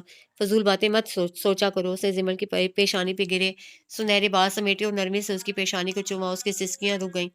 میں تمہیں کبھی نہیں چھوڑوں گا، اسے وعدہ کیا تھا، اور کبھی لیٹ بھی نہیں آئیں گے۔ اسے یقین دہانی چاہیے۔ ہاں، نہیں آؤں گا، اسے یقین دلایا۔ اور تم بھی مجھ سے ناراض ہو کر اگر روئی نا تو بہت ماروں گا، اسے دھمکایا۔ وہ مسکراتے ہوئے اس کے ساتھ لگی۔ چلو اٹھو، فورٹریس جوائے لینڈ میں انجوائے کرواتے ہیں تمہیں، اسے کہا تو وہ خوشی سے اچھل پڑی۔ ایسے ٹوٹا ہے تمناؤں کا پندار کے بس، دل نے جھیلے ہیں محبت میں وہ آزار کے بس، ایک جھونکے میں زمانے میرے ہاتھوں سے گئے، اس قدر تیز ہوئی وقت کی رفتار کی بس۔ رات تاریک اور سرد تھی۔ زمل بیڈ پہ لیٹی ہوئی تھی اور اسے 1 فٹ کے فاصلے پہ دوسرا ذی نفس وہ خود تھا۔ فاصلہ آج بھی قائم تھا، یہ کبھی ختم نہیں ہو سکا تھا، کیونکہ اسے ختم کرنے کی کوشش ہی نہ کی گئی تھی، جبکہ اس کا وجود ایک نوبالغ لڑکی سے ایک نوخیز دوشیزہ کے روپ میں ڈھل چکا تھا۔ وہ اس وقت رو رہی تھی، آنسو بے آواز اس کی سنہری آنکھوں سے گر رہے تھے، اور اسے 1 فٹ کی دوری پہ لیٹا وجود بے خبر تھا۔ کیا اس دکھ سے بڑا کوئی دکھ تھا؟ اس کا سینہ جل اٹھا، لیکن وہ خود ذمہ دار تھی سارے حالات کی۔ اسے اس ستارہ مہربان کو خود بدگمانی اور بے اعتمادی کی سیاہی میں ڈبو دیا تھا۔ کتنے دن گزر گئے تھے وہ اس سے بات نہیں کرتا تھا۔ اگر اس میں زرشام سے نظریں ملانے کی ہمت نہ تھی تو وہ بھی اس کے چہرے کو نہ دیکھتا تھا۔ جب بات برداشت سے باہر ہونے لگی تو وہ بیڈ سے نیچے اتر گئی۔ وہ نہیں چاہتی تھی کہ اس کے رونے کی آواز سنے۔ جب ہی تیزی سے کمرے سے نکل گئی، اسے لان میں ٹھنڈی اور نم گھاس گرتے ہوئے ان سارے لمحوں کو یاد کیا جو ان دونوں کے بیچ آئے تھے، محبت بھرا، مسکراتے اور دل میں خوشی بھر دینے والے۔ صرف چند لمحے تھے اس کے کاسائی دل میں۔ ہم چند جب وہ روتی ہوئی زمل کو ساتھ لگا کر ڈانٹتا اور آئندہ کبھی نہ رونے کا وعدہ لیتا جو کبھی وفا نہ کر سکی۔ جب عیدین پہ وہ نماز پڑھنے کے بعد لوٹتا تو پہلے سے لان میں اس کے انتظار میں ٹہل رہی ہوتی۔ زمل دوڑ کے اسے سینے سے لگ جاتی۔ وہ اسے نرمی آمیز محبت سے تھپکتا اور اس کی پیشانی چوما کرتا، اور یہ موقع سال میں بس 2 ہی بار آتا۔ تیسرا جب اس نے کوئی پوزیشن لی ہوتی، کوئی کمپٹیشن جیتا، تب جب وہ اس کی طرف وکٹری کا نشان بناتا، اس کا دل خوشی کے انداز سے منور ہو جاتا۔ آج اس کی زندگی جیسے انہیں کو یاد کر کے رہ سی گئی تھی۔ رات بتدریج گہری ہو رہی تھی، اور وہ بھی ویسے بھی تاریکی سے ڈرتی تھی۔ جب ہی خود پہ قابو پا کر آنسو پہنچتی ادھر کی سمت بڑھ گئی۔ بیڈ پر مخصوص جگہ پر لیٹتے ہوئے اس نے سر میں درد کو یکسر نظر انداز کر دیا تھا۔ تھکن کے باعث گہری نیند میں جلدی چلی گئی، مگر وہ منحوس خوف آج پھر اس کے پیچھے تھے۔ تاریکی گہری اور خوف کا گہرا احساس اور دور تک پھیلی ہوئی وہ تنہا۔ وہ چیخ رہی تھی، بھاگ رہی تھی۔ کسی نے اس کے شانے پر ہاتھ رکھا تو وہ چلاتی ہوئی اٹھ گئی۔ زمل کیا ہوا ہے؟ وہ اس کے شانے پہ ہاتھ رکھے پوچھ رہا تھا۔ وہ گہرے گہرے سانس لیتی خالی نظروں سے اسے دیکھنے لگی۔ پھر کوئی برا خواب دیکھا؟ اس کا لہجہ فکر مند تھا۔ وہ گھٹنوں پہ سر رکھ کر رونے لگی۔ بہت برا خواب ہے، مجھے لگا میں تنہا ہی ہوں، بھاگ رہی ہوں، اور وہاں بہت اندھیرا تھا، مجھے بہت ڈر لگ رہا تھا، میں اکیلی تھی، میں نے آپ کو بہت آوازیں دی مگر آپ کہیں نہیں تھے، آپ نہیں آئے، آپ نے مجھے تنہا چھوڑ دیا۔ اس کے لہجے میں کرب تھا، شکوے تھے۔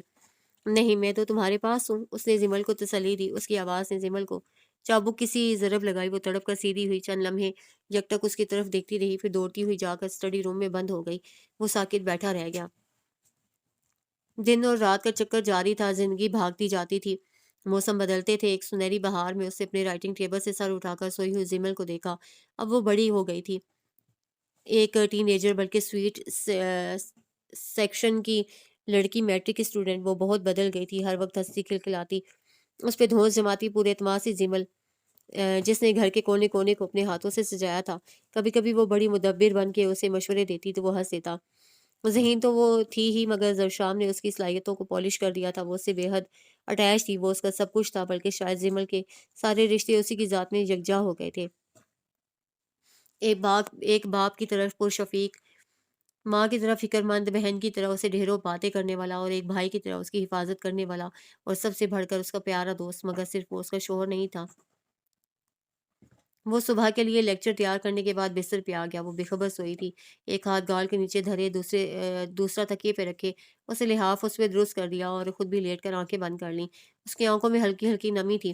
اسے زمل کے حوصلے پہ حیرت ہوتی تھی۔ وہ اس کے سامنے اپنے والدین یا لالا کا نام بھی لیتی تھی، جبکہ وہ تو اندر ہی اندر ٹوٹ گیا تھا۔ اس قدر محبت کرنے والا باپ، جان چھڑکتی ماں اور قدرے دور دور رہتی بہن، ہر رات وہ سوچتا تو چند لمحوں کے لیے دل رک سا جاتا تھا۔ کسر گل نے اسے چھوڑ دیا تھا، اسے بھلا دیا تھا، صرف اس جرم کی پاداش میں جو اسے سرزد ہی نہ ہوا تھا۔ کیا کیا تھا آخر اس نے؟ صرف ایک بے گناہ مظلوم اور معصوم و بے گناہ لڑکی کو سہارا دیا تھا، اور کیا کیا تھا؟ بلکہ سہارا بھی اس لیے دیا تھا کہ وہ اس کے ساتھ ایک مقدس رشتے میں بندھ گئی تھی، خواہ کم عمر ہی سے ہی، مگر بہرحال وہ شرعی لحاظ سے میاں بیوی تو تھے۔ ایسی باتوں کو سوچتے ہوئے وہ سو گیا، مگر اس کی نیند بڑی بے چین سی تھی۔ صبح وہ اٹھا تو سر بوجھل سا تھا، اس کا دل سخت گھبرا رہا تھا۔ یونیورسٹی میں اس نے 2 کلاسیں لی اور اپنے آفس میں آ گیا۔ ایک گلاس گلوکوز پی کے بھی اس کا دل معمول پہ نہ آ سکا تھا۔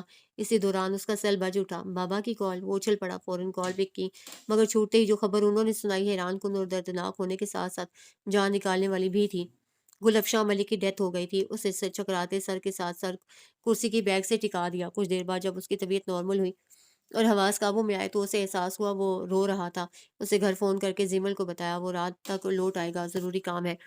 وہ تفصیل پوچھتی رہ گئی، مگر اسے فون بند کر دیا۔ کچھ دیر بعد اس کی گاڑی گاؤں کی طرف بڑھ رہی تھی۔ قریباً 2.5 سال بعد وہ گاؤں آیا تھا۔ ایک ہجوم میں بے گراں تھا اسے پرسا دینے والوں کا۔ لوگوں کا خیال تھا کہ وہ اپنی بیوی کو بھی ساتھ لائے گا، مگر انہیں مایوسی ہوئی کیونکہ وہ اکیلا تھا۔ دوسری طرف طائب چودھری اور گلے رانا بھی آئے تھے، مگر انہیں قصر گل کی دہلیز پار کرنے کی اجازت نہ دی گئی تھی۔ روتی مچلتی گلے رانا کو بڑی مشکل سے طائب نے سنبھالا اور واپس جیپ پہ بٹھا دیا تھا، اور وہ لوٹ گئے۔ زرشام ماں کی میت کو کندھا دینے آیا تھا، اور اس فریضے سے فارغ ہو کر وہ سب واپس آئے تو وہ باپ کے سامنے آ کھڑا ہوا۔ چلتا ہوں بابا سائیں، تمہاری ماں کی خواہش تھی کہ تمہیں یہاں آنے کی اجازت دے دوں، مگر یاد رکھنا اس میں وہ لڑکی شامل نہیں ہے۔ تم آ سکتے ہو مگر اس کے بغیر۔ ان کے لہجے کی رونت اب بھی قائم تھی۔ بے فکر رہیے، میں بھی نہیں آؤں گا۔ اس مہربانی اور عنایت کا شکریہ، اس نے زخمی لہجے میں کہا۔ مرضی ہے تمہاری، وہ پھنکار اٹھے۔ زرشام کی آنکھیں جل اٹھیں۔ اپنے اتنے پیارے سے باپ کا یہ روپ و الفاظ برداشت کرنا بہت مشکل تھا، اسے بے حد تکلیف ہوئی تھی۔ آپ کو ایک بات بتاؤں، مجھے سمجھ نہیں آتی تھی کہ مجھے یہاں آ کر گھٹن کیوں ہوتی ہے، مگر آج مجھے اس کا سبب سمجھ میں آ گیا ہے۔ یہاں آپ جیسے لوگ ہیں جو دوسروں کو حقیر کیڑوں سے بھی کمتر سمجھتے ہیں، جو خدائی لہجے میں بات کرتے ہیں۔ آپ میں اور سلطان چودھری میں کوئی فرق نہیں ہے، وہ سب کھلم کھلا کرتا ہے، اور آپ نے اپنے اوپر اچھائی کا لبادہ چڑھا لیا۔ سچ کہتے ہیں، affection shows human mentality but situation shows human reality. اور آپ کو پتا ہے، you are nothing just fake. وہ نفرت سے کہتا واپس مڑ گیا۔ سارا رستہ وہ روتا ہوا آیا تھا۔ اس کا قصور صرف یہ تھا کہ وہ ایک انسان تھا اور اس نے انسانیت کو اہمیت دی تھی۔ رات 10 بجے کے قریب وہ گھر پہنچا تو تیز بخار میں پھنک رہا تھا۔ زمل اسے دیکھتے ہی چونک گئی۔ وہ سیدھا بیڈ روم کی طرف بڑھا تھا۔ وہ اس کے لیے چائے لے کر اندر آئی تو اسے بیڈ پہ بے سود پڑے دیکھ کر گھبرا سی گئی۔ آگے بڑھ کر اس کا ماتھا چھوا تو جھٹکا لگا، اسے تیز بخار تھا۔ اس نے زبردستی اسے چائے کے ساتھ بسکٹ کھلایا اور ساتھ میں میڈیسن دی، مگر وہ پھر بھی بے چینی سے سر پٹک رہا تھا۔ سر درد کی پرابلم اسے اکثر ہوتی تھی۔ زمل اسے کتنی بار کہہ چکی تھی کہ وہ اپنی آئی سائٹ چیک کروائے، مگر وہ مانتا ہی نہ تھا۔ وہ دیر تک بیٹھ کر اس کا سر دباتی رہی۔ اگلے 2 دن اس کی حالت یہی رہی، مگر اس نے زمل کو اصل حقیقت نہیں بتائی تھی۔ پھر بدتدریج وہ سنبھل گیا، مگر ماں کو کھونے کے بعد اس کے دل کا ایک گوشہ ہمیشہ کے لیے ویران ہو گیا۔ اس کے ذہن سے اپنے گھر کا خاکہ مٹنے لگا۔ وہ اندر سے کچھ اور ریزہ ریزہ ہوتا رہا، اور وقت بھی بیتتا رہا۔ زندگی چلتی رہی، اس کا تو کام ہی چلنا ہے۔ یہ ملک ہاؤس کی خوبصورتی سے سجے ہوئے سٹنگ روم کم لاؤنج کا منظر تھا۔ ایک ترتیب سے لگی خوبصورت تصاویر کیا تھیں، ایک کرونولوجی تھی زیمل اور زرشام کی، 14 سال کی زیمل سے لے کر 20 سال کی زیمل کی، اور زرشام کی ایم فل سے پی ایچ ڈی تک کا سفر ان تصاویر میں یکجا تھا۔ ساتھ ساتھ مختلف ڈیٹس اور ایونٹس کی تفصیل بھی رقم تھی۔ زیمل کی شیلڈز اور میڈلز لیتے ہوئے کم و بیش 12-13 تصاویر تھیں، درشام کے ساتھ مسکراتے ہوئے مختلف مقامات پر، کبھی فورٹریس پر، کبھی زو تو کبھی کسی ریسٹورنٹ میں ڈنر ٹیبل پر، کسی ڈیبیٹ کمپٹیشن کی تو کبھی کسی فنکشن کی کمپیئرنگ کی وہ چھائی ہوئی تھی۔ زرشام کے ساتھ مختلف مواقع کی تصاویر، عیدین کی، سالگرہ کی اور دیگر، ہر تصویر پہلے سے بڑھ کر تھی۔ سب سے بڑھ کر وہ آخری انلارج تصویر تھی جس میں زیمل اور زرشام ساتھ ساتھ تھے۔ زیمل ایک خوبصورت سفید لباس میں ملبوس تھی اور اس کے ساتھ کھڑا زرشام بلیک ڈنر سوٹ میں تھا۔ تصویر کی سب سے نمایاں چیز زیمل کے دائیں کندھے پہ گرے بال تھے جو ایک طرف کو سمیٹ کر نیچے لائے گئے تھے، بال کیا تھے، سونے میں ڈھلا سنہرا آبشار تھا جو کندھے سے بہتا نیچے تک آ رہا تھا۔ وہ ایک پرفیکٹ تصویر تھی اور وہ دونوں بھی لاؤنج میں کھڑا زینب جب اس کی آخری تصویر کو بھی دیکھ چکا تو اسے اپنے پیچھے آواز سنائی دی۔ جی کس سے ملنا ہے؟ زمل نے پوچھا۔ وہ مڑا تھا اور اسے دیکھ کر جیسے زمل کا سانس سینے میں ہی اٹک گیا۔ وہ اس ہستی کو کیسے بھول سکتی تھی؟ اس کے لاشعور میں آج بھی وہ خوف موجود تھا اور کتنی مشکلوں سے وہ اس خوف پہ قابو پا سکی تھی، اور وہ خوف آج مجسم صورت اس کے سامنے کھڑا تھا۔ وہ بے ساختہ ایک قدم پیچھے ہٹی۔ اس کے سامنے زوریز ملک کھڑے تھے۔ وقت کچھ اور آگے سرکا تھا۔ اب زمل کالج گرل تھی، تیکھی، چلبلی اور نٹ کھٹ، نت نئے تجربے کرنے کی شوقین، چاندنی راتوں کی دیوانی، بارش کے لیے پاگل اور سرد موسم کی دعائیں مانگتی، جس کی کھنکتی ہنسی رائٹنگ ٹیبل پہ جھکے ہوئے زرشام کو بہت چونکا دیتی تھی۔ اسی سال اس نے پی ایچ ڈی کی تھی ڈرامہ میں۔ وہ اب وہ اسے ضدیں کرتی تھی اور اکثر ہی اپنی بات منوانے میں کامیاب ہو جاتی تھی۔ گریجویشن میں آ کر تو اس کے پرپوزے زیادہ ہی نکل آئے تھے، ورنہ وہ بنیادی طور پر بڑی سادہ و معصوم سی تھی، اور یہ بلا شبہ کالج کے آزاد ماحول کا ہی اثر تھا۔ آج کل تو اسے زرشام سے ایک عجیب سی ضد لگائی ہوئی تھی۔ وہ اپنے بال کٹوانا چاہتی تھی، جس کے لیے وہ قطعاً رضامند نہ تھا۔ وہ تو اس کے بالوں کا دیوانہ تھا، مگر کالج میں سب لڑکیوں نے کٹنگ کروائی ہوئی ہے۔ وہ جھلا کر کہتی، مگر تم سب لڑکیوں جیسی نہیں ہو۔ اس نے گویا بات ہی ختم کر دی۔ مجھے پتا ہے۔ وہ سخت آف موڈ کے ساتھ اٹھنے لگی۔ بال کٹوانے سے کیا ہوگا؟ وہ بھی جھلا کے بولا۔ میرا دل چاہتا ہے میں بھی سیلون جاؤں، وہ سب کروں جو ساری لڑکیاں کرتی ہیں، مگر نہیں، مجھے اس کا حق نہیں۔ آپ تو چاہتے ہیں میں سانس بھی آپ کی مرضی سے لوں۔ وہ تلخی سے بولتی باہر نکل گئی۔ وہ حیرت زدہ سا بیٹھا رہ گیا۔ یہ زمل تھی؟ ناقابل یقین سا لگتا تھا۔ یہ کیا ہو گیا تھا اسے؟ یہ کس طرح کی مسافر بننا چاہتی تھی وہ؟ چند دن ہی گزرے تھے جب اس نے ایک اور ایشو اٹھا لیا۔ مجھے ڈرائیونگ سیکھنی ہے۔ وہ اس کے عجیب و غریب مطالبے پہ حیران رہ گیا، مگر جب بولا تو لہجے میں شدید غصہ اور تحکم تھا۔ یہ تم مجھ سے کس قسم کی فرمائشیں کرنے لگ گئی ہو آج کل؟ دماغ درست ہے نا تمہارا؟ اگر تم یہ چاہتی ہو کہ میں تمہیں اجازت دے دوں اور تم جینس پہن کر بال کھول کر ڈرائیو کرو تو یہ ناممکن ہے۔ اینڈ لسن زیمل، مجھے آج کے بعد یہ بتانے کی کوشش مت کرنا کہ تم کیا چاہتی ہو۔ تم صرف وہی کرو گی جو میں چاہوں گا۔ Is it clear? وہ کہہ کر باہر نکل گیا۔ وہ سن سی بیٹھی رہ گئی۔ یہ کس لہجے میں بات کر کے گیا تھا وہ؟ اسی رات جب وہ بیڈ پہ نیم دراز کوئی کتاب پکڑے مصروف تھا، زمل کے بگڑے زاویے دیکھ کر اسے آواز دے ڈالی، زمل یہاں آؤ۔ وہ خاموشی سے اٹھ کر چلی آئی۔ ناراض ہو؟ اس نے نرمی سے اس کے شانے پہ میں ہاتھ رکھ کر پوچھا۔ نہیں، وہ سرد موری سے بولی۔ مگر مجھے تو لگ رہی ہو۔ اسے زمل کا چہرہ اوپر کرنا چاہا، جسے اس نے سختی سے جھٹک دیا۔ رہنے دیجیے یہ دکھاوے کی فکر۔ وہ چبا چبا کے کہتی باہر نکل گئی۔ اب کی بات سن ہونے کی باری زرشام کی تھی۔ وہ بے حد حساس تھی اور اس کی یہ اوور سینسٹیوٹی ہمیشہ ہی اس کے لیے مسئلہ بنی تھی۔ اگلے دن بھی اس نے زمل کی اتنی ٹینشن لی کہ اس کا بی پی شوٹ کر گیا۔ 1 گھنٹہ ڈاکٹر دانش کے ہاسپٹل میں گزار کر آیا تو بے حد تھکا اور نڈھال تھا، مگر ابھی ایک اور قیامت اس کی منتظر تھی۔ گاڑی اندر لے جاتے ہوئے چوکیدار نے اسے بتایا کہ ابھی ابھی اسے ملنے کے لیے کوئی آیا ہے، اور وہ اندر کی طرف بڑھا تو لاؤنج میں کھڑا مہمان اور سیڑھیاں اترتی زمل ایک ساتھ اس کی نظر میں آئی تھی۔ دونوں کی نظر ایک ساتھ ہی آنے والے پہ پڑی اور دونوں ہی ٹھٹک گئے۔ آنے والا طائب چودھری تھا۔ زرشام اس کے سامنے آ کر کھڑا ہو گیا۔ زمل اوپر جاؤ واپس، اسے سختی سے کہا۔ وہ اس کے بازو پہ ہاتھ ٹکا کر دھیمی سی آواز میں کرلائی تھی، زرشام میرے لالا لالا۔ اس سے پہلے کہ طائب کچھ بولتا زرشام گھررا ہی تو اٹھا تھا۔ زمل، میں نے کہا جاؤ، سنا نہیں تم نے؟ اس کی سرخ آنکھیں اور اجنبی لہجہ۔ زمل نے ہراساں نگاہوں سے اسے دیکھا اور تیزی سے واپس سیڑھیاں چڑھ گئی۔ طائب جو اب تک خاموش تھا پہلی بار بولا تھا، تم نے تو کمال کر دیا زرشام۔ وہ توصیفی انداز میں بولا، اشارہ ان تصاویر اور ان سے متعلق کارناموں سے تھا۔ تو آپ کون سا کمال دکھانے آئے ہیں؟ زرشام کا لہجہ طنز میں ڈوبا ہوا سرد تھا۔ دیکھو، میں ایک بہتر تعلق بنانا چاہتا ہوں۔ جو غلطیاں ہو گئیں انہیں بھلا کر بھی ہم نئے تعلق کا آغاز کر سکتے ہیں نا؟ طائب کا لہجہ نرم تھا۔ مگر مجھے آپ سے کسی قسم کا کوئی تعلق نہیں رکھنا، آپ جا سکتے ہیں، اس نے بے رحم لہجے میں کہا اور سیڑھیاں چڑھتا گیا۔ طائب ساکت کھڑا رہا، پھر تھکے تھکے قدموں سے باہر کی سمت بڑھ گیا۔ زرشام کمرے میں پہنچا تو وہ دونوں بازو گھٹنوں کے گرد لپیٹے زور زور سے رو رہی تھی۔ اسے دیکھتے ہی وہ چیل کی طرح اس پہ جھپٹی تھی اور عجیب وحشت کے عالم میں اسے جھنجھوڑنے لگی تھی۔ آپ انسان نہیں، درندے ہیں، میں نفرت کرتی ہوں آپ سے۔ وہ حلق کے بل چلائی تھی۔ Shut up Zimal. وہ دھاڑا تھا مگر وہ ذرا بھی نہیں ڈری۔ قید کر کے رکھنا چاہتے ہیں مجھے؟ ایسا کیجیے، ایک پنجرہ بنوائیے اور اس میں ڈال دیجیے مجھے، شاید اسی طرح آپ کی انا کو تسکین مل سکے۔ وہ زہر اگل رہی تھی۔ اپنے جنون میں وہ یہ بھول گئی کہ زرشام کا رنگ کیسے زرد پڑ رہا تھا۔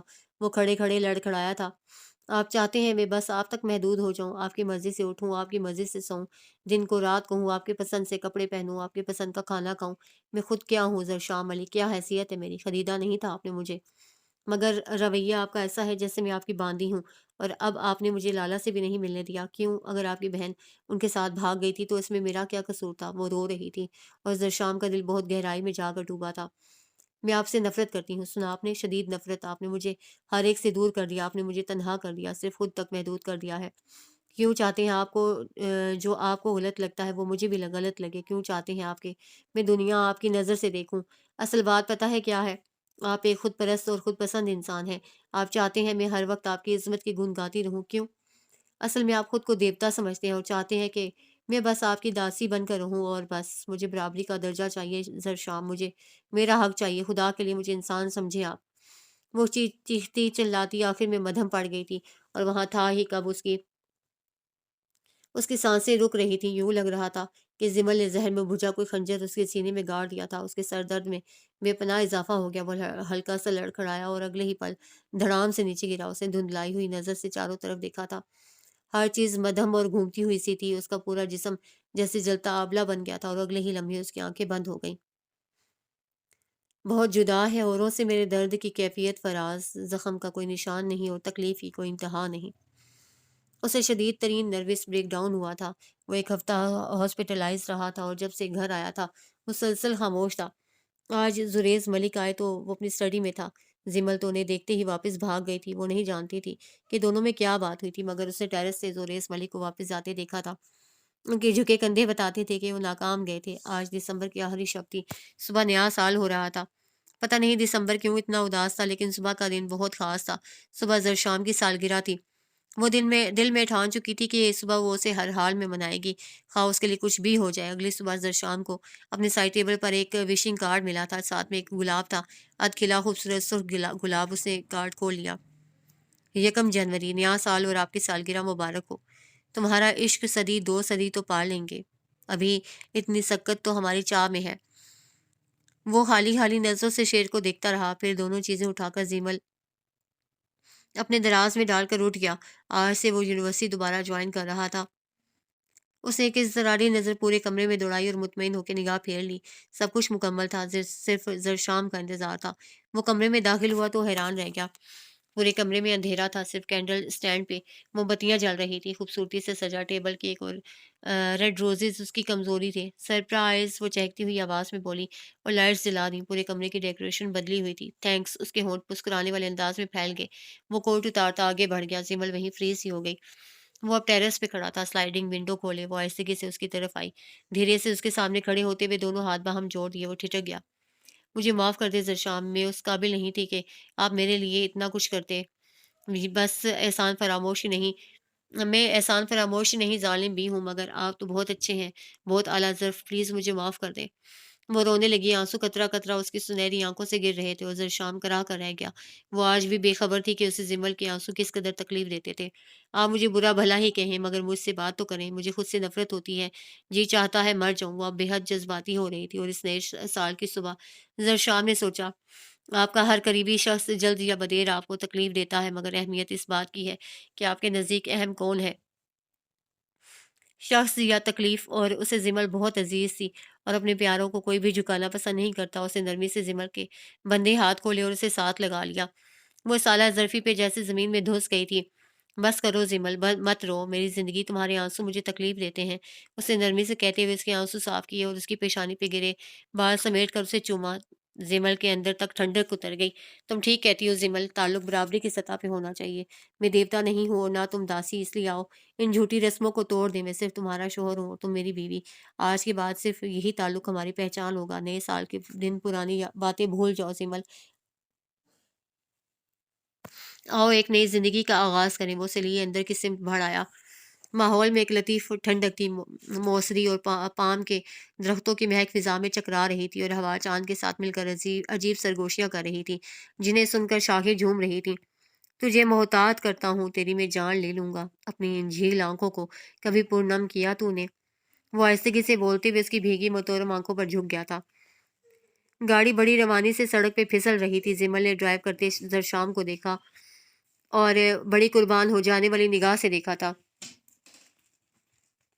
پھر اس کے لبوں پہ ایک مسکراہٹ رینگ گئی، وہ جتنا باہر سے خوبصورت تھا اتنا ہی اندر سے بھی تھا۔ زمل کے دل میں جیسے روشنیاں سی اتر آئی تھیں۔ آج صبح ہی تو وہ اسے کہہ رہا تھا، زمل میں نے طائب کو بھی مایوس لوٹا دیا اور بابا کو بھی، مجھے ڈر لگتا ہے پتہ نہیں زندگی کتنی مختصر ہے اور ہم اسے نفرتوں اور جھگڑوں میں ہی گزار دیتے ہیں۔ کہتے ہیں نفرت کو ہزار مواقع دو کہ وہ محبت بن جائے، مگر محبت کو ایک بھی موقع نہ دو کہ وہ نفرت بن جائے۔ آؤ زمل گاؤں چلیں، سب سے ملے آؤ، ہم نفرت کو محبت بننے کا موقع دیں۔ اور اب وہ گاؤں جا رہے تھے جہاں زوریز ملک تھے جو اب صحیح معنوں میں بوڑھے ہو گئے تھے۔ تنہائی انہیں گھن کی طرح چاٹ رہی تھی۔ دوسری طرف سلطان چودھری تھے جو ہارٹ پیشنٹ تھے اور اوپن ہارٹ سرجری کروا چکے تھے، جس کے ساتھ ہی ان کی ساری دشمنیاں اور نفرتیں بھی بہہ گئی تھیں۔ طائب اور گلے رانا تھے جو اپنی زندگی میں بہت خوش تھے، سوائے بچھڑ جانے والوں کے دکھ سوا اور کوئی غم نہ تھا انہیں۔ زمل کو یقین تھا وہ کامیاب لوٹیں گے، بلکہ اسے شام پہ کامل اعتماد تھا۔ وہ ستارہ مہربان جس نے زمل کی زندگی کندن بنا دی تھی، اس کے پاس ایک گر تھا، اس کے پاس محبت تھی، وہ محبت جس کے بارے میں کہا جاتا ہے محبت تو بادشاہ ہوتی ہے جو کسی کو رعایا نہیں رکھتی لیکن غلام ضرور بنا لیتی ہے۔